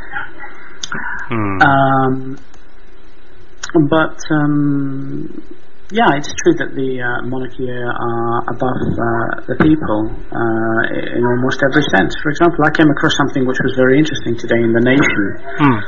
The Nation said that the push by Nitirat is only to the legislation, the bill that they're pushing through Parliament, is only to raise awareness about the enforcement of lèse majesté law, rather than a legislative move to have the law changed. because it says that under the constitution the people are not sanctioned to sponsor a law on the monarchy. And for me that was a complete bombshell, because that basically means that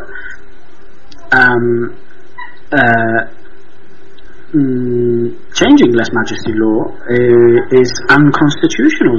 If the nations claim that people are not sanctioned to sponsor laws on the monarchy, then it's practically impossible to change lèse-majesty law. And in fact, Nitirat are only trying to raise awareness of this law. But I mean, that in itself proves that this law is now permanent.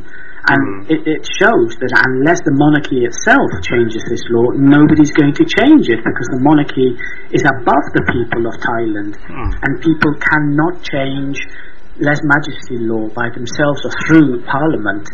And that really does surprise me, because I didn't know that, because it means that lèse-majesty law is here to stay, and Yingluck is not being sincere about the reasons why she's not going to look at Nitirat's proposal. It seems to be a stunt. The whole thing seems to be a stunt to draw attention to lèse-majesty law, because in fact, according to the nation, ordinary Thai people cannot sponsor a law if it has to do with the monarchy. So there you go. Surprise, surprise, everybody. It's not that the government is not going to change this law, it's that people can't change it. The king is above ordinary Thai people. No ordinary Thai person and government can touch this law. It's a permanent feature of the Thai state, and this is very, very dangerous. It is basically a dictatorship in that sense. The monarchy is imposed on people forever, and it can never be changed. Yes, indeed. That is a very dangerous dilemma, Aj.Emilio. You know, Article 3 in the Thai constitution, you already know, says that, you know, the highest power or the supreme power belongs to the people, but used by the king through the executive, legislative and judicial systems or representatives. I mean, that is kind of already anything that's already ultimatum to people, saying that, well, you know, this is the only option you have, that is all the powers are used by the king. You know, you already put the king above everything, and then if we can't change the constitution concerning the monarch, then we have come to the dead end. No, it is a dead end, Doctor. It is a dead end, because if what the Nation newspaper is saying is right, and let me read that to you again so that people understand this.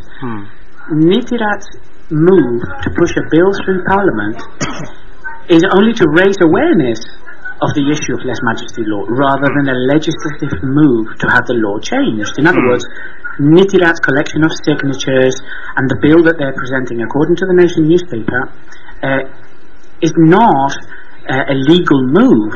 It is actually almost like a publicity stunt, because under the constitution, under Thailand's constitution, it says very clearly that ordinary Thai people are not sanctioned to sponsor any law that is connected with the monarchy. It's true that they can collect 10,000 signatures and present a bill to Parliament on any issue, but not the monarchy. That means that Thailand's monarchy is above the state. It is above ordinary Thai people. So the wishes of ordinary Thai people are ignored. They are secondary to the wishes of the monarchy. That means this changes everything, because it means that the king is the only one who has the power to change this law, not ordinary people and not Parliament. And that changes everything if that is true, because the king and the monarchy are above Parliament. They are above the constitution, and they're above Thai people. It is, in a sense, an absolute monarchy. Indeed, Ajahn. And Thailand now is facing this dead end. Of course, we have to go out somewhere. We can't stay here where we are, because it's only gonna, the pressure is gonna keep building up, and one day it's gonna explode. Now, what do you suggest that Thais do in order to move forward? Do you have advice to anybody, the king himself, the government, and anybody, or the Thai people in general? What do we do to get out of this deadlock? Well, I think we need to understand what we're talking about. We need to do research and understand what we're talking about. Excuse me. Because information is power. And people need to understand how Thailand works. And ignore all the false information and just get down to the facts. Because if it's true that under the Constitution nobody can sanction or sponsor a law on the monarchy, it basically means that people are not as free as they thought they were, and that Thailand is not really a democratic state. Because in a democratic state, Thai people, ordinary people, can present bills, they can change laws, they can campaign if they don't agree with this law. But in Thailand, with regard to lèse majesty law, that is impossible. Perhaps the government can change the criminal code in some way by themselves, but lèse majesty law appears in many different guises. It doesn't just appear in the criminal law, it appears in the Computer Crime Act, and the government was trying to introduce the Print Act, which also incorporated lèse majesty law. What I would say to people is to arm themselves with information and to find out the truth, and ignore all the information which is false and which is kicking around, and just look at the situation as it really is and try to understand that. Now it seems to me that a lot of Thais, especially the red shirts, are quite enlightened about the problems and the causes, and they know that the main cause is the monarchy. How are they going to go about putting things at the right places, putting the monarchy at the right place when they can't touch the law, when law is actually the only peaceful option, to put the king under the constitution. But since we can't do that, what other options do we have? No, there are no other options, because like I've said, according to the nation, ordinary people cannot change or introduce, sponsor any laws which affect the monarchy in any way. So in normal democratic nations, if you don't agree with something or you want to reform the institution, well, you can do that. But in Thailand, it seems you can't do that. And this, to me, this has come as a complete surprise. But it just basically confirms what many people have said, which is that Thailand has an absolute monarchy. And it is not a democratic country, because in a democratic country it's the people who decide their legislation through parliament, through the judges, whatever.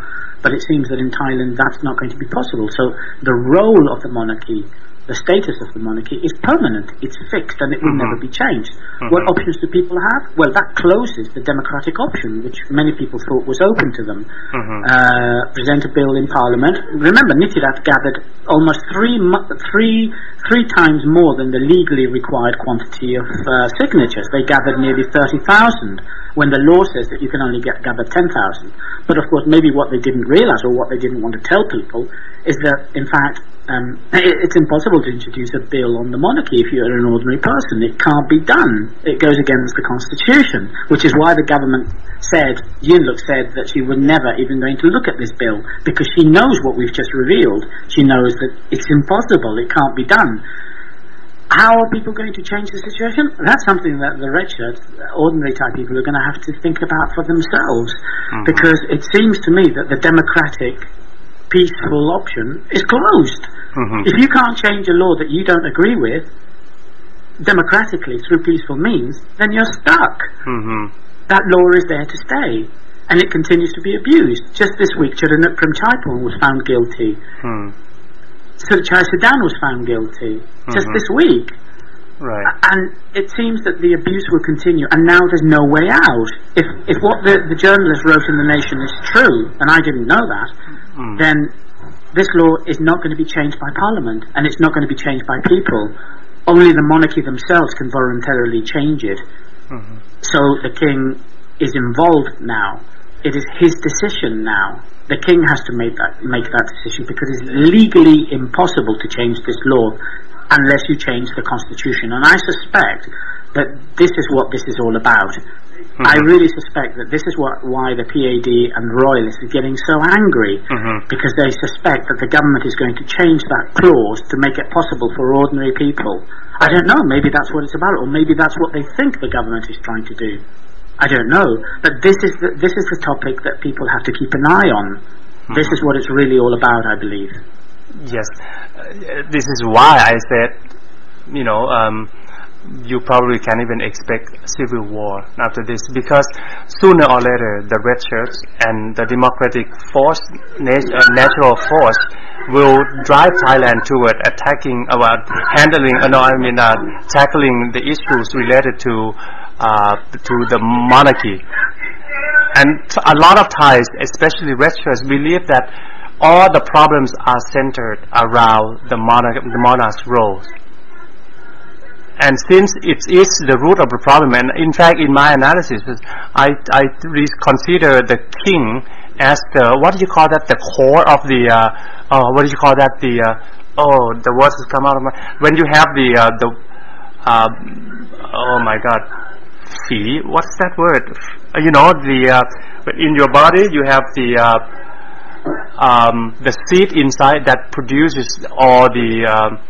Yeah, you're talking about the kernel. The kernel, the central part, the nut. Right, that thing, yeah. Unless you take it out, the pain is not going to go away. It's going to get more swollen. If you keep on taking pain medicine and, maybe antibiotics and all that, it's not going to solve the problem unless you actually,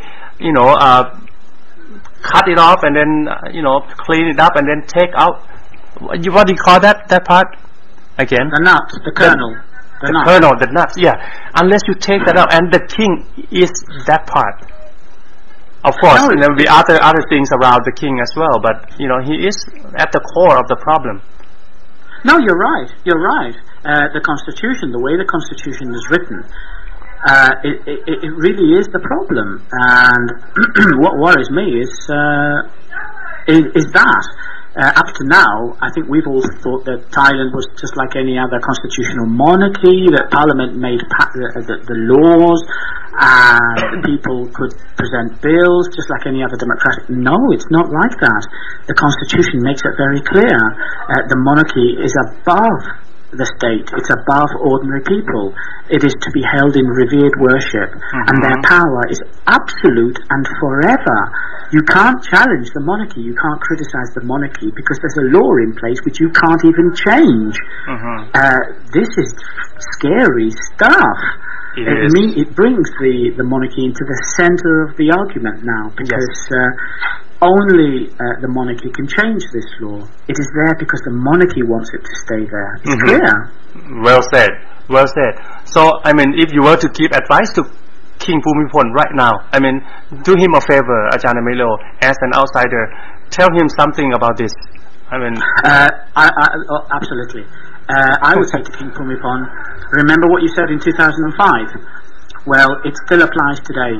It is more urgent now than it was then. The king was right. The king was right that this law and the way it was written was going to damage the royal family, the institution. He was right. He's been right all along. Now's the time to act before it's too late. Before people's frustration with the situation spills over into anarchy. Because when you can't do anything about something and you feel really frustrated, and there's no means of changing things through legal, peaceful, democratic means, even though you want to, you've got very few options open. The responsibility now lies with the present king or the next king, because only they can change this constitutionally, unless of course the government changes the constitution and removes this clause from the constitution, giving Nitirat the right to present a bill in parliament so that it can actually be discussed in parliament. Because at the moment, from what I've been researching, Nitirat's proposal is only a publicity awareness campaign. It is not going to become legislation, and it is not going to become legislation precisely because of the way the Constitution is written. I would be really thankful if we were King Bhumibol at this point in time, but I'm not sure if he's going to be brave enough to really summon all these concerned people, these authorities involved. and then let them know I no longer want to be where I am right now. I want to be under the constitution. The people have grown up. They have become mature enough to appreciate democracy, and I think I no longer am necessary. So please go ahead and change the country, change the constitution, put me under the constitution, just like the royal families, the monarchs in England and in other developed countries, Japan, Sweden. So if he would say that, he would become probably one of the most respected kings still, in the history of modern Thailand. I mean, modern world, I would say. Even if he would dare to come out and say that, Thai would really appreciate it. And I think the love that they used to have for him may be somehow restored. Doctor? Yeah. Can we have some music and then invite the other guests? I've been trying to invite people. It looks like they are shy. Are you there, Doctor? Yeah. Oh, sorry. Yes, I am. Yes, Aj.Emilio. Yes, I am. I've been trying to invite a couple of people in our circle. Kun John is not online now. Moifa is off. I guess maybe she's on her way to the temple or something. Kun Su hasn't responded to me. I also contacted a couple people in Europe. They are kind of busy with their parties, cooking and stuff. So it looks like we are not going to have people joining us. But a song would be great. Then when we come back, what else do we have for our fans? Well, I want to talk about Sudachai, what he thinks. Maybe we could talk a little bit about Chiranuk, the implications of her trial. I also would like to talk a little bit about Yolanda Suaños, the transvestite candidate who won the local provincial seat. Right. We'll That's talk good about news. those things for the last half hour, and whatever else comes up, really. Okay. If you've got a topic that you want to talk about. Okay, sure. Thank you very much. Let's listen to the song then. This one, Desperado by the Eagles.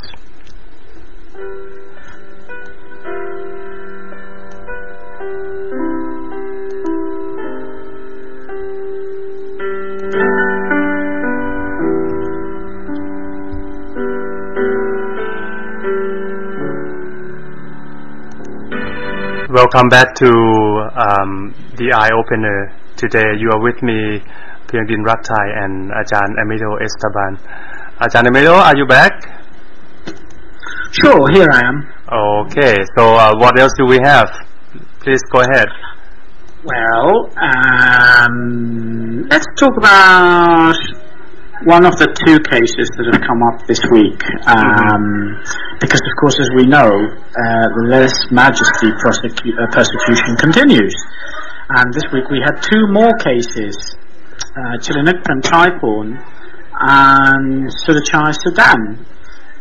Both of them were found guilty of Lese Majesty this week. I think it's easy for people to forget that this persecution is still going on under this government, but it is, just as it was under the Abbasid Vijayjiva regime.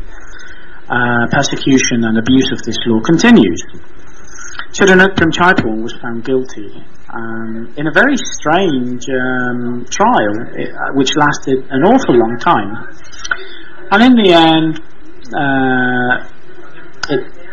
the decision of the judge was that she's guilty, but if because of the way that Chiranuk has fully cooperated, and probably because of international pressure, he has decided not to send her to prison. But that's quite deceptive, because in fact it wasn't Chiranuk that was really on trial all along. It was the media, the online media, intermediaries that were on trial, and that the impact of that is quite significant, because Chiranuk may not have gone to prison, although she's still on the 1-year surveillance. She will still be watched. But many other webmasters could fall foul of the Computer Crime Act and go to prison. In fact, just today, I think it was, Google slammed the Computer Crime Act in Thailand because, of course, it affects Google. And it affects all intermediary providers of online services. So it wasn't such good news. It's true that Chiranuk was spared the horror of going to prison, which would have been a personal disaster for her and her friends and family. But for intermediaries offering internet services, etc., it's an absolute disaster. Basically what the judge said was that she didn't delete the comments fast enough. I thought it was 90 days, but it turns out to be 20 days. But then it isn't really 20 days because the law doesn't actually stipulate how long you need. In other words, the whole thing has just been made up. Think about it, Doctor. The Computer Crime Act doesn't actually say, according to my research, it doesn't actually say how quickly you should delete these comments.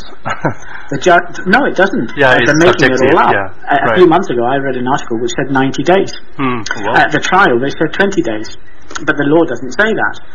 So it's open to interpretation, like all these awful laws. It's open to interpretation. So MICT, for example, could say, delete this comment now, or we'll charge you with less majesty, and they can do that.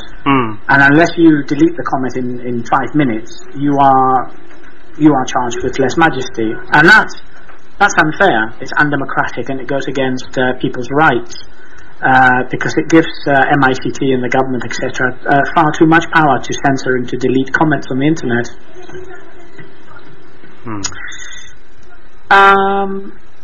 So those are just some of the things that emerged. It is also interesting that something else. Sorry, Doctor? I think just last week, I'm not sure if we talked about the case of Pravit, the gentleman who is now editor of the Prachathai website. He was summoned to the police based on the fact that a guy under the pseudonym iPad, do you remember that? Who sent information to the police, and then they had to summon Kun Pravit for investigation. Isn't that ridiculous? I mean, it's just funny.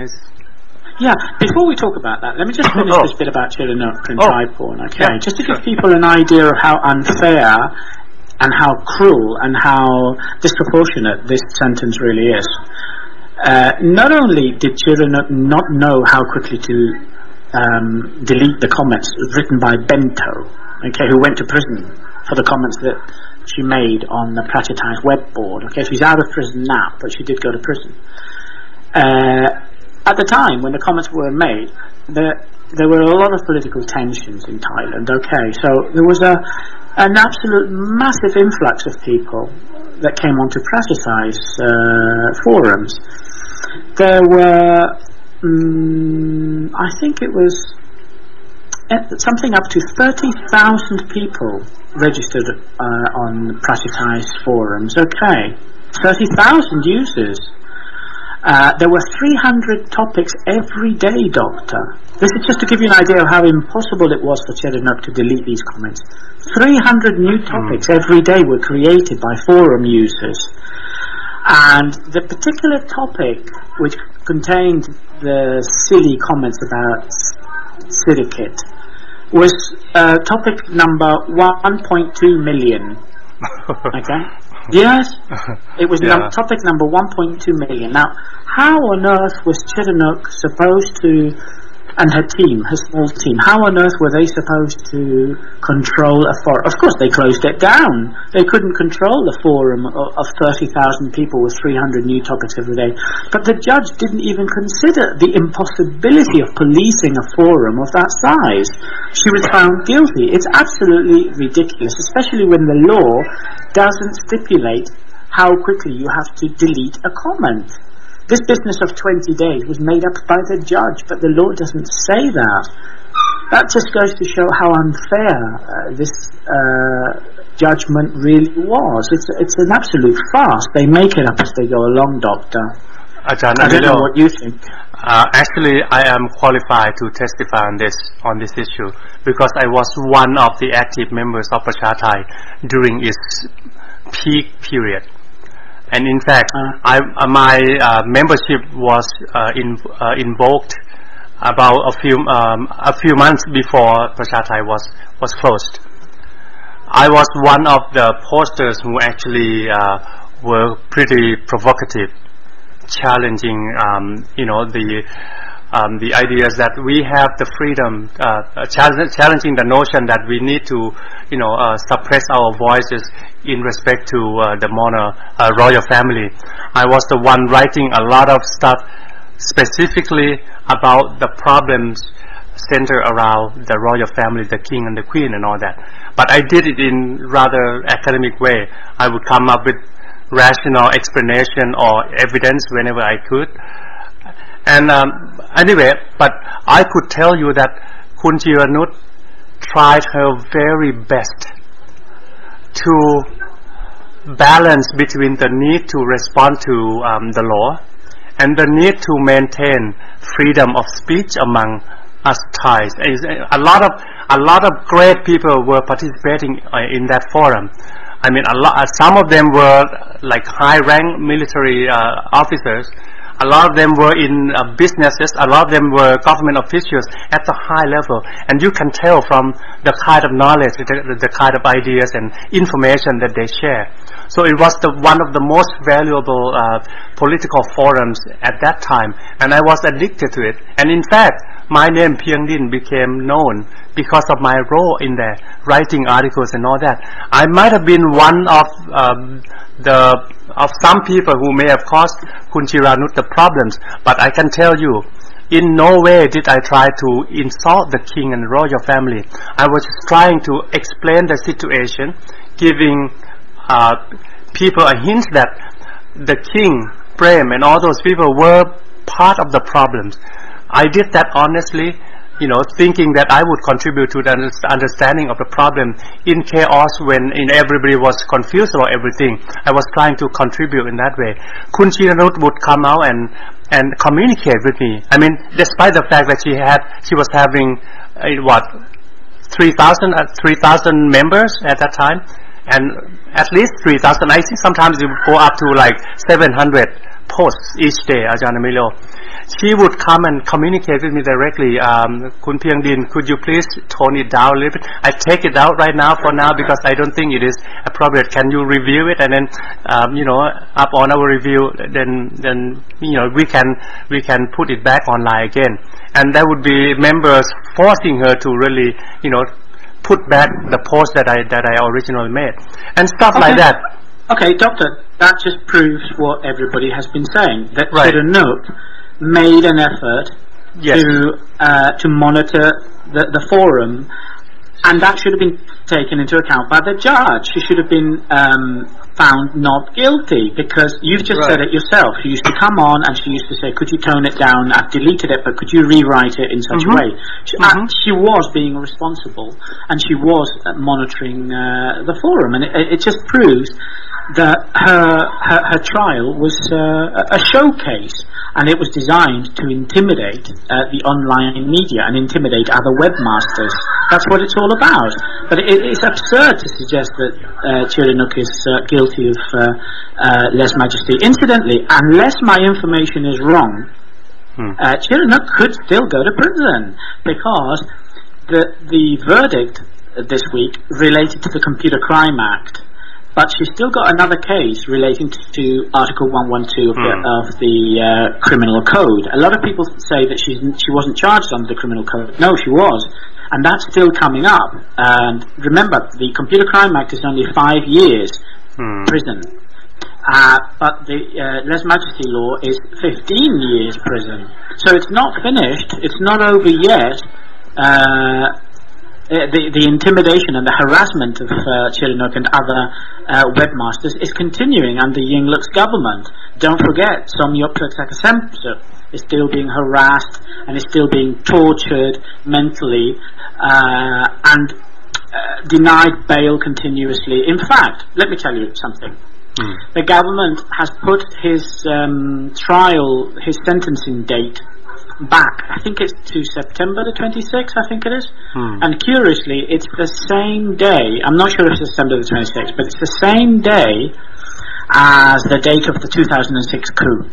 Exactly the same day. That's the date that that Somyo Priksak is going to be up against the judge who will tell him whether he's guilty or not guilty. How much more clumsy than that can you get, Doctor? Wow, I can't believe it actually was the case before the coup d'etat.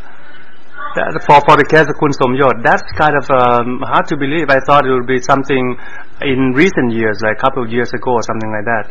I've got one piece of evidence about Kun Piyanut. Not only was she willing to monitor the posts, she was also monitored by I think government officials at that time, representatives from the army.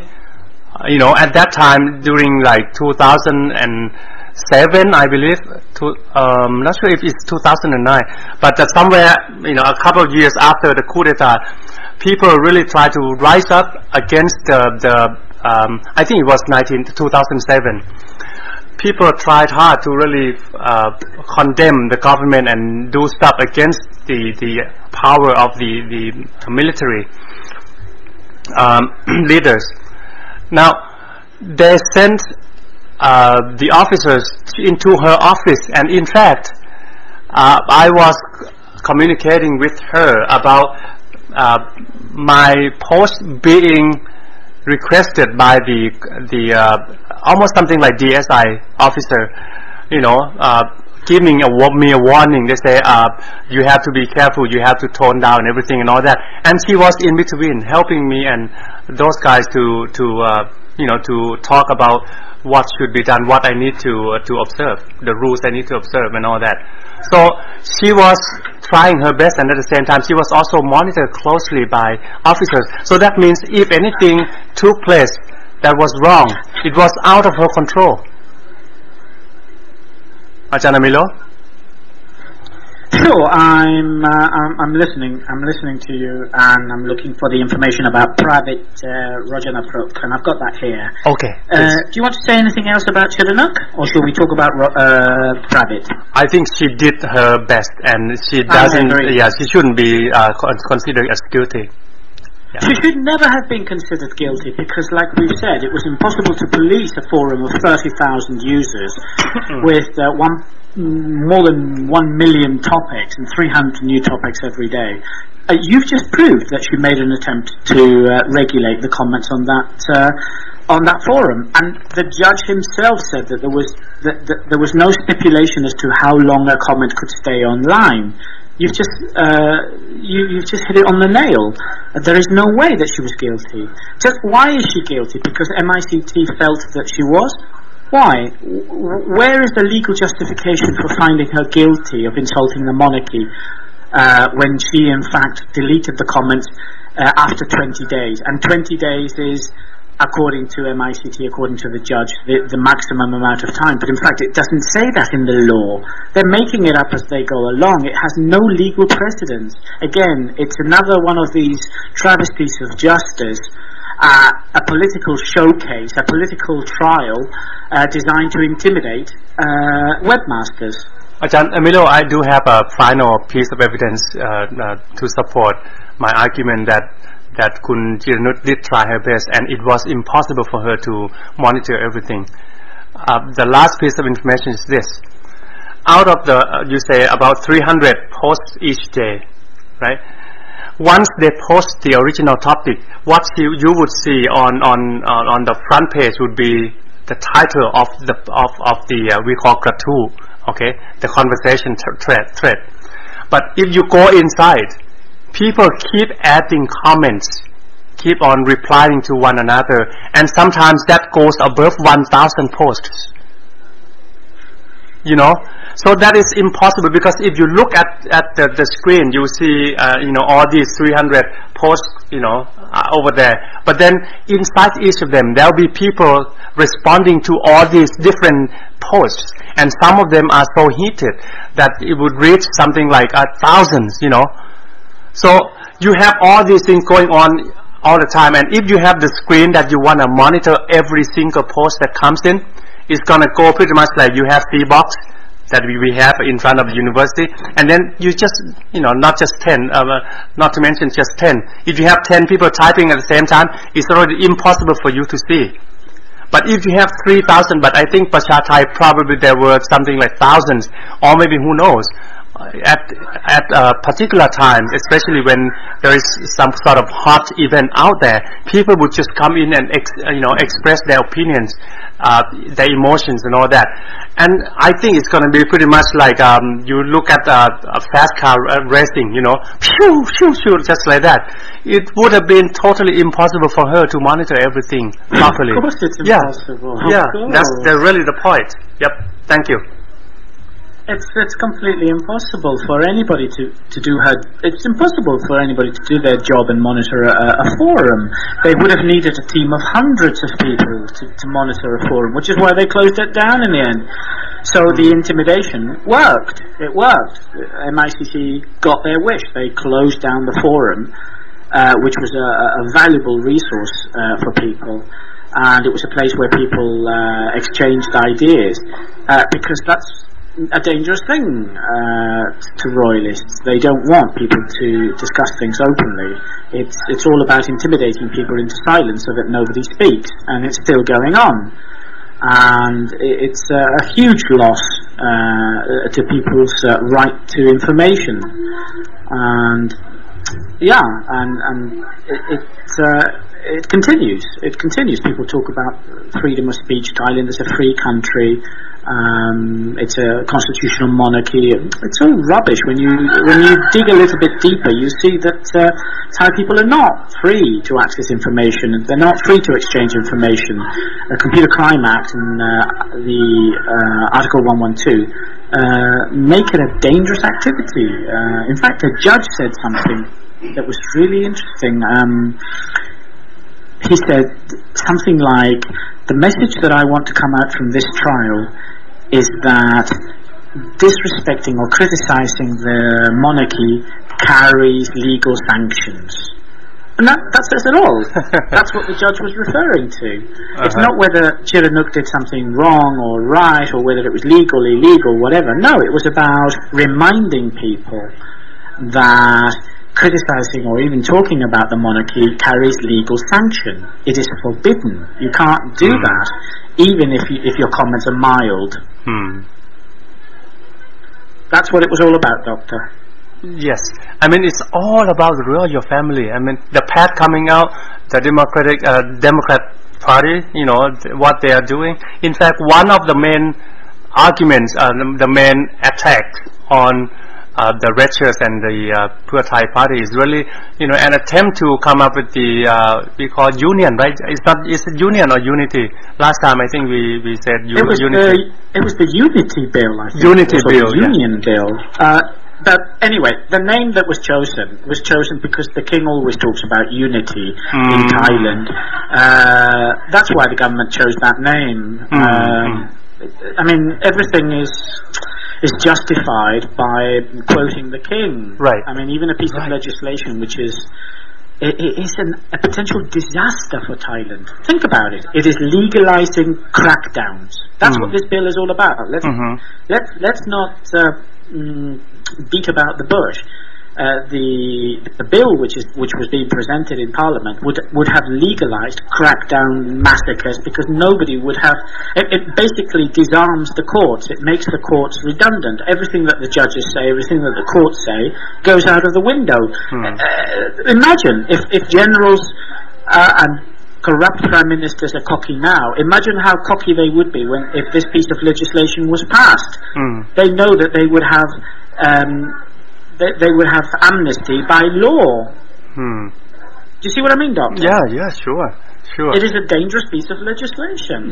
People need to know the truth about this, which is why the red shirts should just cool it, look back, and not allow themselves to be railroaded into some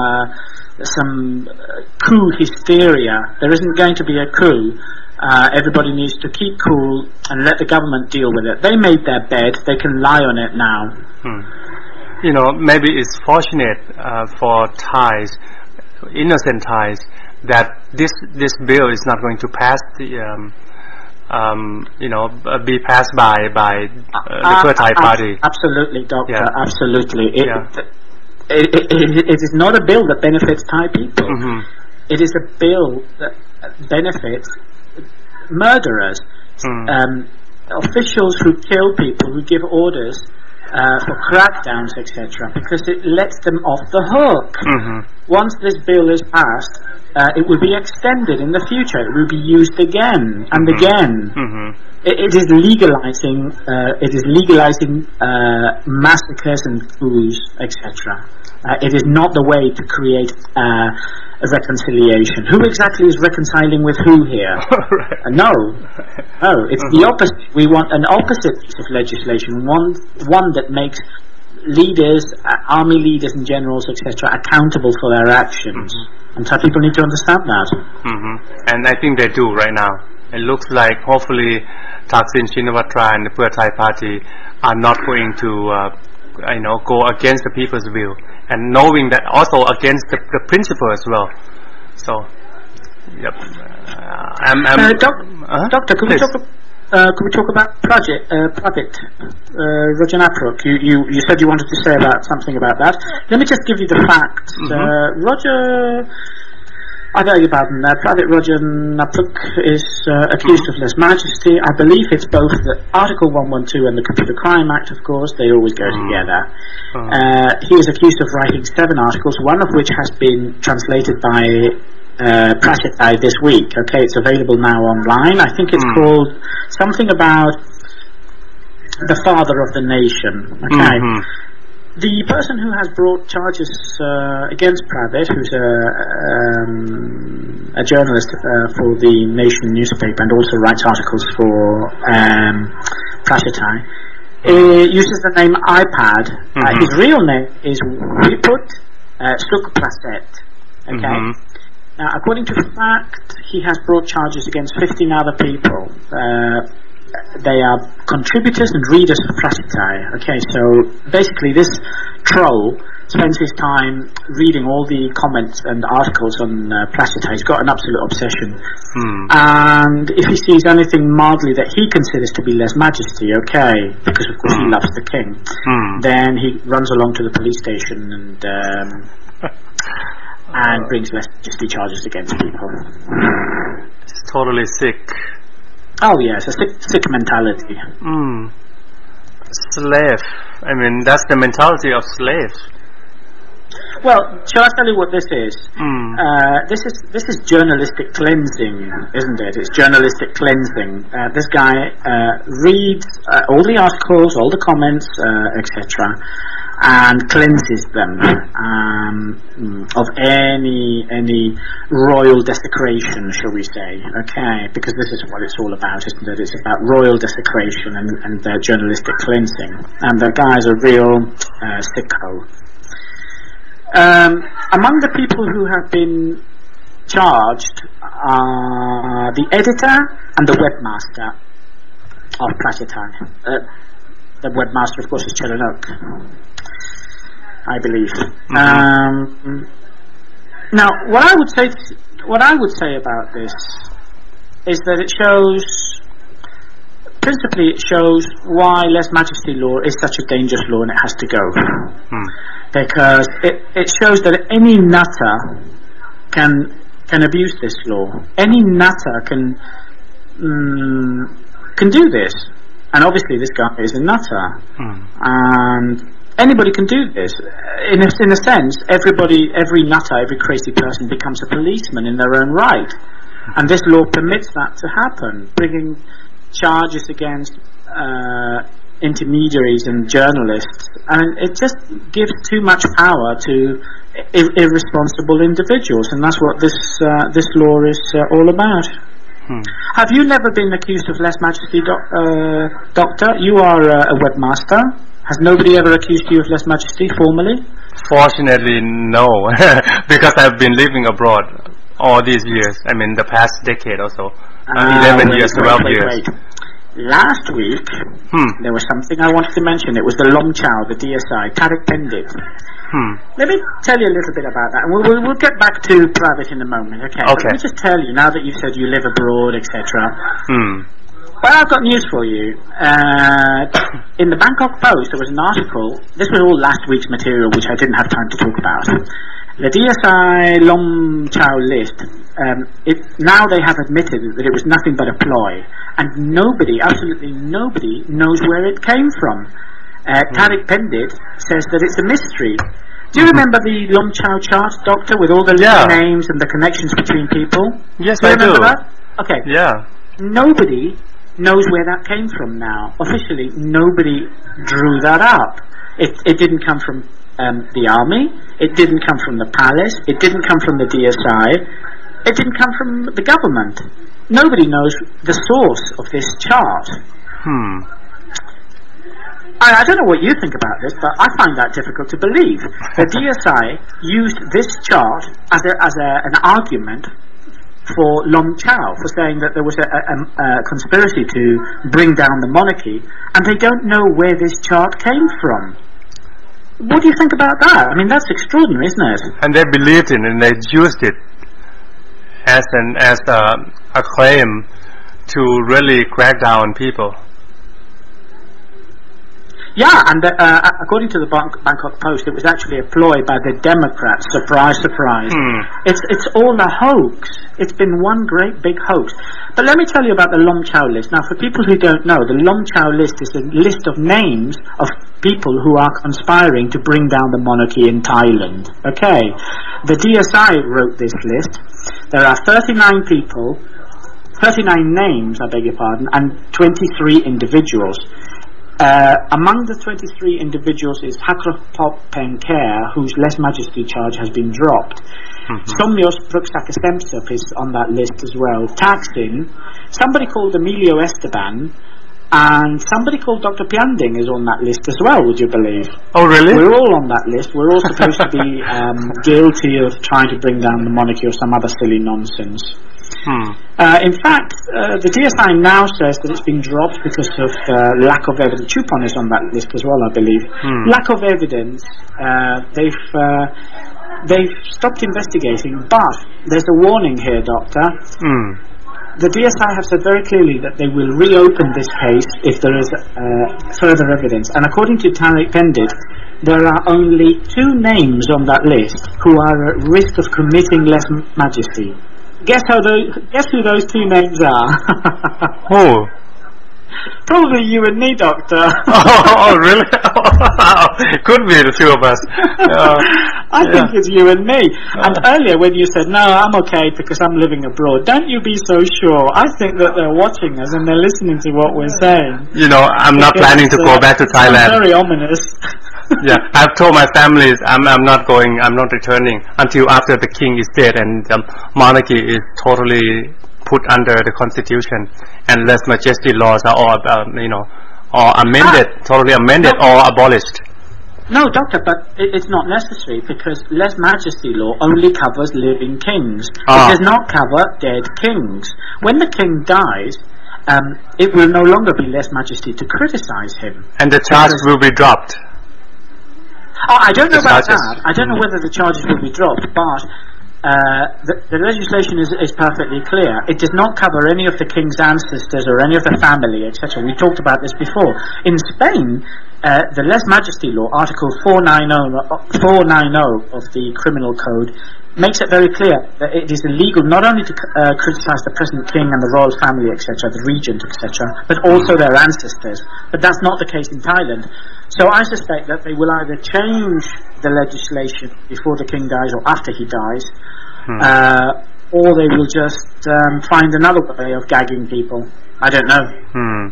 You know, that's why I have applied to become a permanent resident here in the United States. I seriously do not think it is safe for me to return to Thailand. I do not want to waste my quality as a person, being able to contribute at least to my family, by being in the prisons in Thailand. It's just, I don't accept that law, and I don't accept the fact that I need to love the king. I mean, who on earth, whatever system it is there is in the world cannot force me to love anybody, to love the king, the queen, and his family. I cannot find any good reason why I should love and be loyal to them. Loyal to them. I mean, it just doesn't make sense, and I don't accept the law that keeps me from expressing my own views freely. And when I know for sure that I don't mean any harm to anybody, even the royal family, you know. So I'm not going back. I'm gonna, at least I'll just live here as long as I need to. Although it is painful for me to think about the country, think about my family members over there. My father, I haven't seen him in many years now. I mean, at least 3 or 4 years. 2008, 4 years now. It's kind of sad, but I'm not gonna yield. I'm not gonna compromise my freedom as a human being and my dignity as a person, my human rights. No. Even if I have to abandon my citizenship of Thailand, which I love, and I'm so, I'm deeply affiliated with being Thai and the country, Thailand and all that, and people out there. Yeah. Doctor, your words are so moving, and I just hope that foreign government officials are listening to you speak, because I think that's possibly one of the most moving things that you've ever said. Thank you. It's so sad that Thai people have to stay away from their families and stay away from their country or risk being arrested, like so many, like Joe Gordon, who was arrested because he went for medical treatment, like Kenny, who was living in Thailand. I mean, it's so sad that people are arrested. The DSI abused these laws, they abused internet monitoring, and then arrest people when they arrive. It is so anti-democratic and so unjust. But can I ask you a question? Please. You said that you may have to give up your Thai citizenship. How do you renew your passport? For example, do you have to go to the local Thai embassy, or how do you do that? I don't deal with them anymore now. I mean, I just don't want to go. I don't want people to trace me where I am. You know what I mean? Okay. You see, this is what I'm talking about. This is what I'm talking about. People are afraid. You've just said that you don't want people to trace you. You don't want to talk about that. You think you are afraid, like so many Thai people. You're afraid of revealing your identity. You're afraid of talking about these things because of this law.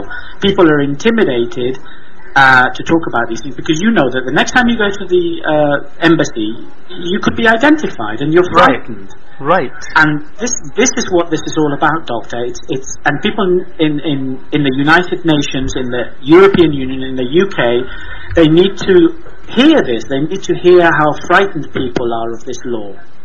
I'm even afraid to go out and meet people. I mean, I have to admit, like right now, Dr. Piangdin is quite well known. People in Europe, Asia, Thailand. I've got fans in villages and all that, and I didn't realize that until recently. When I started talking to people, his name is big out there, and people want to see his face. But I don't feel safe going out to the places. You know what? Like last year when I was in DC, people would come to me and say, "Dr. Piangdin, I like you so much. I'm hopeful that you will be safe, and I hope that you will help us lead, the force to the movement toward democracy. But please be careful. If you go to meet people you don't know, don't ever eat or drink anything that they give you." I know what you're saying. I also live afraid. I'm also afraid. Here in the U.S. I'm afraid of being identified and people discovering who I am, even though I use my real name. I'm still afraid. And we live with that. We have to live with that fear all the time. It's a reality for us. And we do it because we believe in justice. And that's the price that we pay. Right. Another sad thing, I am waking up every morning thinking, my God, I have lived and studied in Australia. I spent a year learning about the stuff in England. I worked in Afghanistan. I've been working in the US for 10 years. I've got 3 degrees from, great universities, I would say. But you know what? I'm not able to use all these things that I have learned in my life, all the ideas, all the expertise, just to help people back in Thailand. You know why I've been here, talking to people, running university like this? Tell me. Because that feeling of guilt, that longing wish to go back and do something great for my country, especially to people that I grew up with, people in villages that longed for a better life, but were desperate because the things around them just couldn't change easily, and they couldn't figure out how to begin to change the system around them. They only saw hopelessness. So all they did at that time was just to have fun with life, go with the flow, try to ignore about everything, just live, go on with life, just do what they had to do, you know. And now I'm just not able to help them with much of anything, because I'm here stuck, you know. But the best I can do is just to talk, to hope that what I say, the ideas that I put to people with love and concern, would reach people, and somehow they would use it, you know.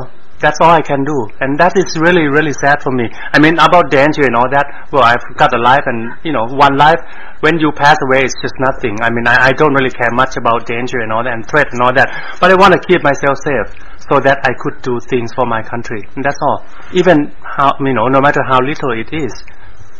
That's the truth, Aj.Emilio. Yeah, I mean, what you've just said proves how wrong royalists are. They say that Thai people who criticise the king are not really Thai and they don't love their country. I mean, that's just bullshit, Doctor. You do love your country. You've just demonstrated it.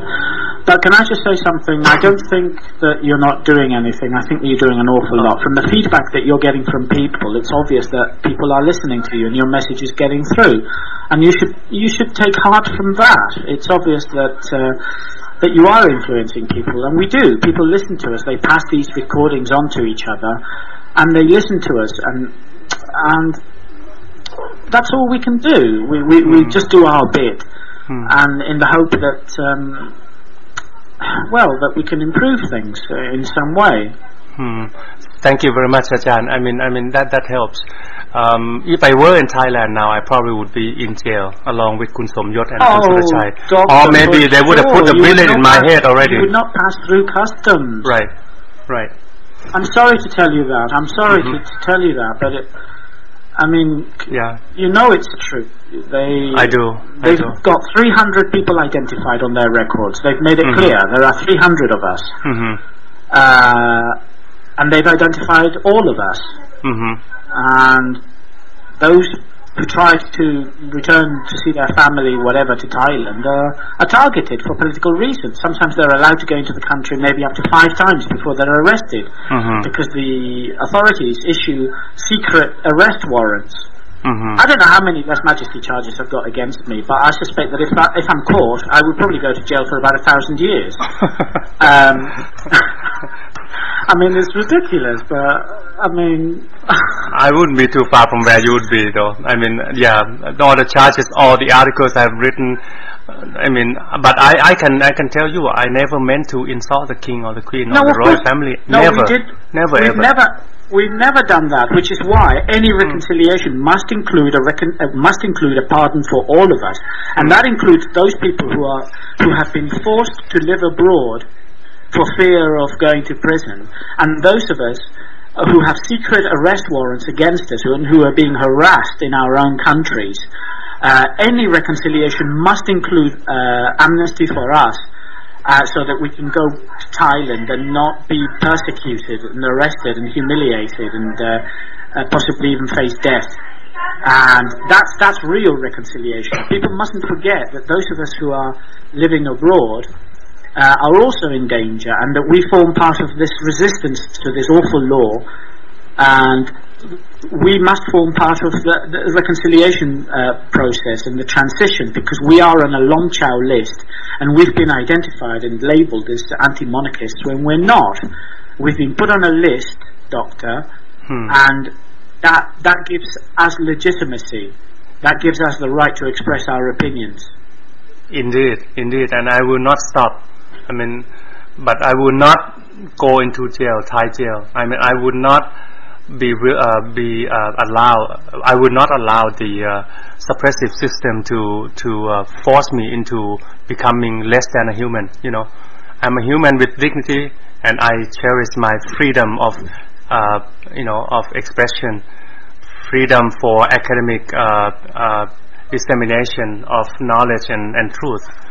I mean, yep. Even if I have to live away from my beloved family, my father, my mother passed away, and I was not able to go back and attend her funeral, and that's one of the sad things in my life. Yeah. So it has really affected people's lives. I mean. Oh, it destroys people's lives, and Pravit Rajanapruk will be facing one of the biggest challenges in his life very soon. No doubt. He is being persecuted and hounded for writing articles that are perfectly acceptable in any other country, and he is being extremely brave. I mean, my advice to Pravit was get out of Thailand, leave Thailand, don't risk going to prison, because it's not just prison, it's a torture chamber. Prisoners are humiliated, they're not given medicine, they're not looked after, they're given special large badges to wear which identify them as less majesty prisoners. They're not given medical treatment, and they're allowed to die in these squalid prison hospitals that have no medicine and no treatment. That nobody deserves that. Anybody accused of lese majesty should try and save himself, not be brave, and just get out of Thailand and campaign from abroad. Yeah, I mean, maybe your advice should be taken by Kun Pravit. Really, that's what I see as well. I mean, it's going to be quite. But anyway, maybe he is hopeful that the situation will change. A lot of people are predicting a big civil war to come. Perhaps right after the end of this year, but I think it might even come sooner than that. I don't know. The future for Thailand is kind of really bleak for me. I was always hopeful for non-violent means. People rising up, using non-violent means, but with the force of the big mass of people joining together, targeting on specific things that needs to be tackled. But I mean, based on my study and based on my interaction with people and based on the recent developments in the Thai politics, I'm becoming less and less hopeful. Aj.Emilio, I mean, Desperado, the song that I chose some time ago, was really a good reflection of my view of the situation in Thailand right now. But as a scholar, I need to keep hopeful, and I believe that Thais also should keep being hopeful. All these bad forces, tyrannical, non-democratic dictators or thugs, will get what they deserve. I mean, not necessarily from the hands of the people, using violent forces, but from the common law itself. I have to force myself to believe in that. But at the same time, I really, really want Thais to really come together, talk about all these problems. As you said earlier, knowledge and information, truth, are the main weapons that will fight off all these problems that Thailand is facing. At least it is the beginning of things. But then, if I recall what you told, you share in the previous session, it's about sitting together and talking, rather than letting fear and misunderstanding and greed and all these bad elements force you into the wrong direction. And I hope that Thailand still have a possibility ahead of it in reconciling all these conflicts in democratic ways. Aj.Emilio, what do you want to leave to Thais? All right. I want to finally just mention Surachai Sadan's words from prison. This is what he said today. The reconciliation bill proposed by former coup maker Sonti Boumdiaratlin would ensnare the government in a deep hole. The bill itself will divide people, not to mention that if the bill does not include the Article 112 victims, some of the red shirt members will eventually walk different paths from the Pertai party. The government is working under an illusion. That's what Suruchai thinks about this reconciliation bill. He's firmly against the idea. I also want to mention Yolanda Suanyos, NOC, the transvestite MP who has won the local election in Nan province. Right. Congratulations, Thai people. You have just demonstrated that your vote matters. The sitting Pertai MP was kicked out. Yingluck Shinawatra has one less politician. It just demonstrates that if Thai people want to organise themselves, they can put their representatives in Parliament, because Yolanda Suanyos NOC is an independent candidate. There isn't even a party behind her. And with your votes, she is now sitting in a local political position, but she has said that she wants to go to Parliament. What this proves is that Thai people, red shirts, can organise themselves, not necessarily without even forming a political party. They can put forward independent candidates and win by-elections. It's clear, and this is the way forward in the future. This is how red shirts will get the power that they need, and which Pertai are denying them so much. It is possible to do it. It is possible to take the power that Thai people deserve. Doctor? Thank you very much. In despair, I think the news like this really raises my hope. My hope lies in the power of the people and the fact that people grow every day. And in fact, people have outgrown their partners who are politicians and the elites in the country. And I'm hoping that the number of conscientized, enlightened citizens of Thailand will help to solve the country's dilemmas with the knowledge that they gain, they share every day, and with the dialogues that they make among themselves, and then expanding the dialogues so that their voices will be heard by people in power, and hopefully, King Bhumibol, politicians and the elites in Thailand would begin to realize that it's now time they allowed the people to live their lives in dignity, with the freedom, with unity, and with full democracy that they long for, and democracy that will benefit everybody within the country. It's now time. We cannot delay the process. Otherwise, I think if we talk about that thing, what is the term for that thing that if we talk about the nuts inside and in the center? What is that? The technical word, the scientific word is kernel. The kernel. But the entire, the swollen part, that thing, the name of the disease, and the symptom is called, what is it? In Thai we call Phi. I just ran out of word.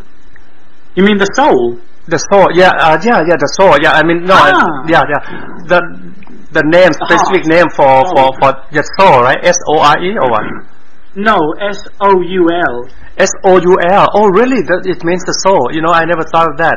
Yeah, I mean, unless you really, if you keep on avoiding the surgery, because it's so big. I mean, the one that Thailand is having is so big that it could kill, and it has caused pain, and dysfunction and damages, all over the body. And in fact, we don't have just one; we have more than one. So, yep, I think it's time that Thais really began serious dialogues, and especially people in power, people with privileges, would need to listen carefully to the voices of the people, to the vibes of the development and the growth of the nation as a collective body. Yeah. Yep. Yeah. Here, Doctor. I couldn't agree. That's a wonderful way to end. And can I just echo your thoughts? You said it's time for people to start listening. Thaksin, take note. Your supporters, the government supporters, and not backing you on this. They're not going to risk their lives for you anymore. They're going to sit back and let you stew it. They're going to let you baste in your own juices. It is time that you changed course and started being honest and sincere and started supporting your voters, because otherwise you're going to be left high and dry and your government is going to fall. It's as simple as that. Red shirts are not going to support you unless you support them. Wonderful message. I've been delivering, conveying the same message to Dr. Thaksin Shinawatra, Kun Jinglak. Speaking of Kun Jinglak,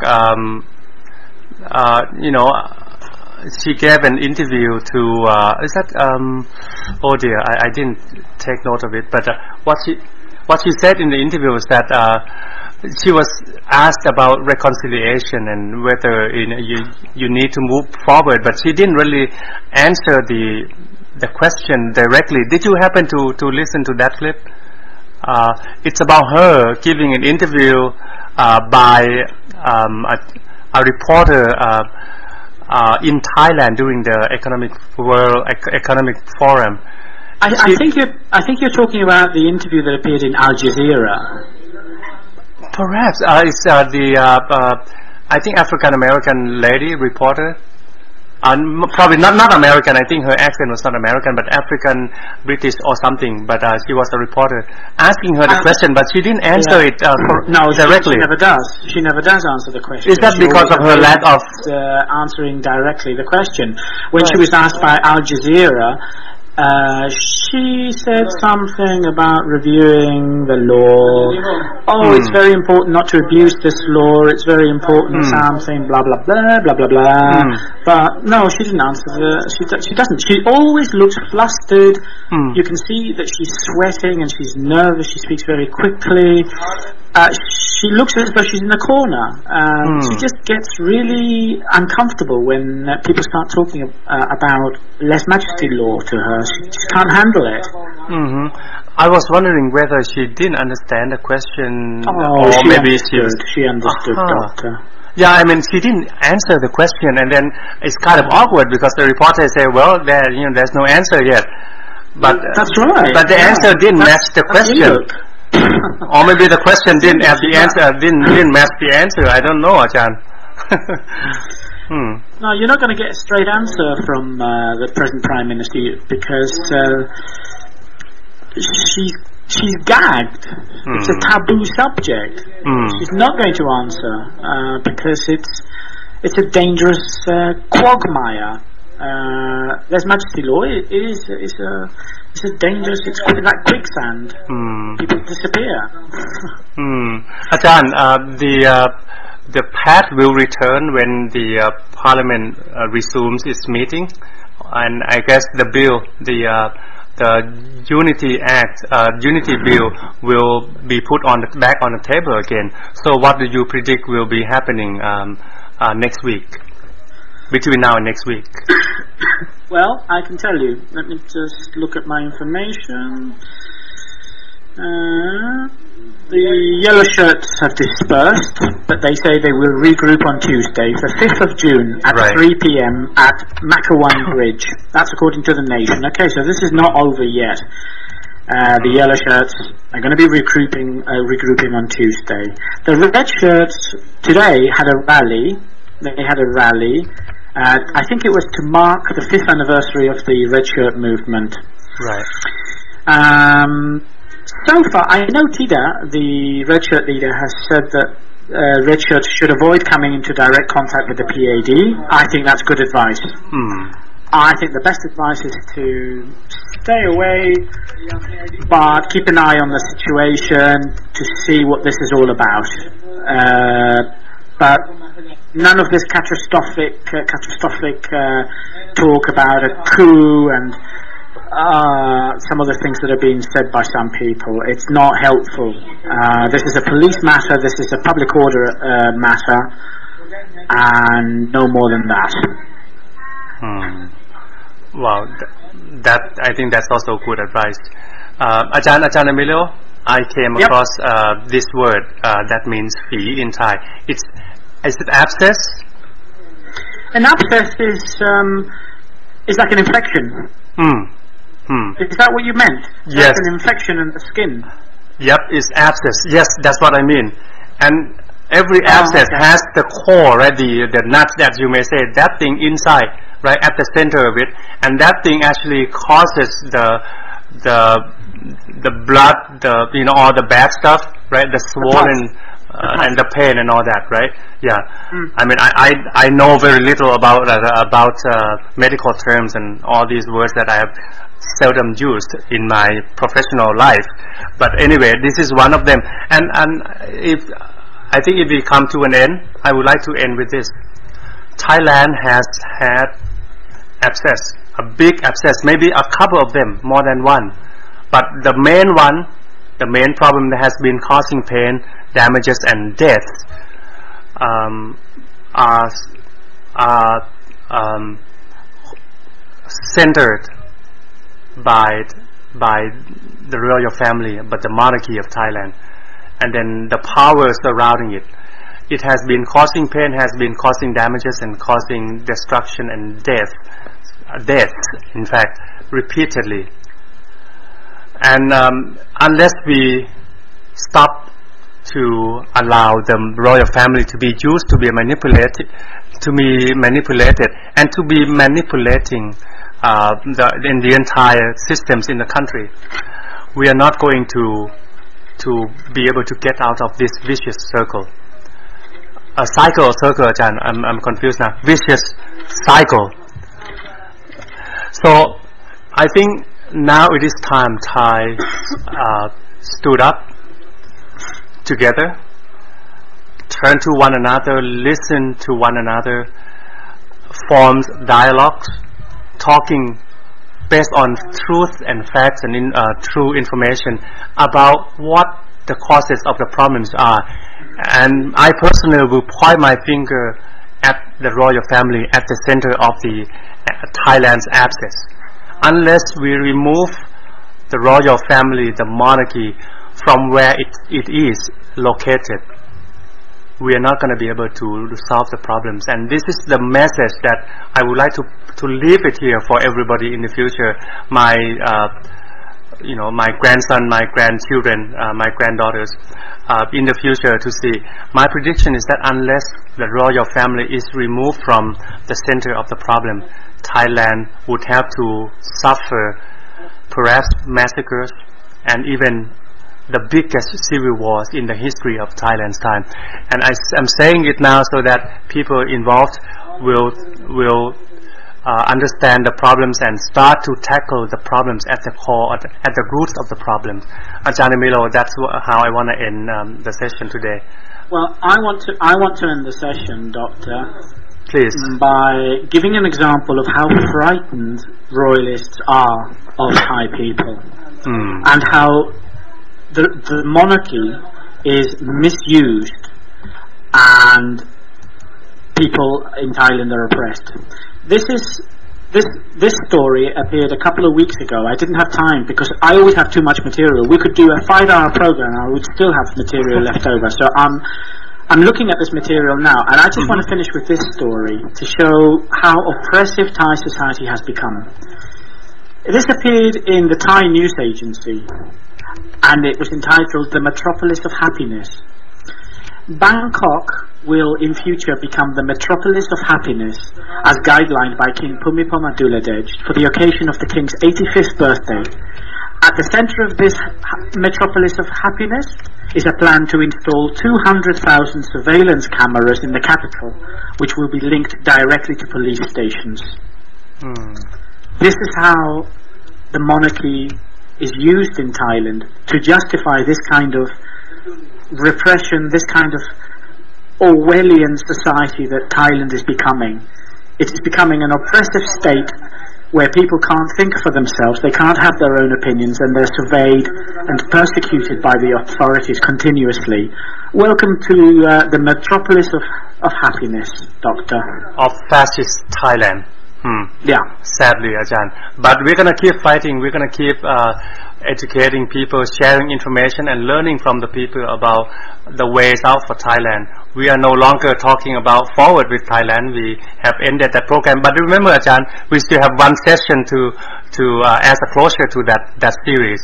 The one talking about lessons for Yingluck and progressive Thais. But we plan on doing that in July, right? During the anniversary of the Yingluck compliment. Do you remember that? Right. That final Forward with Thailand session, which is different from the eye-opener, that's something different. The Forward with Thailand is an academic review of 1 year of Thai's government. Okay, so that has to coincide with the anniversary of Yingluck's. If it lasts 1 year, okay, Doctor. At the moment, it's looking very questionable. But if Yingluck is still there next month, then we're all going to get round. We're all going to sit down around a table. Victor, yourself, whoever wants to come on, John, Joe, Mai Fai, and discuss the government's performance after 1 year. That's the idea. I think a lot of us will look forward to that. And of course, we're going to keep on giving information, expressing our opinions that we believe will be useful for solving the problems in Thailand. And this is the best I could do as a son of Thailand. And I'm always, as always, thankful for all your contribution, the time and effort that you make in researching the news and information, so that this program becomes something substantially very useful. And I myself cannot do it, Ajahn, because I've been involved in many radio talks.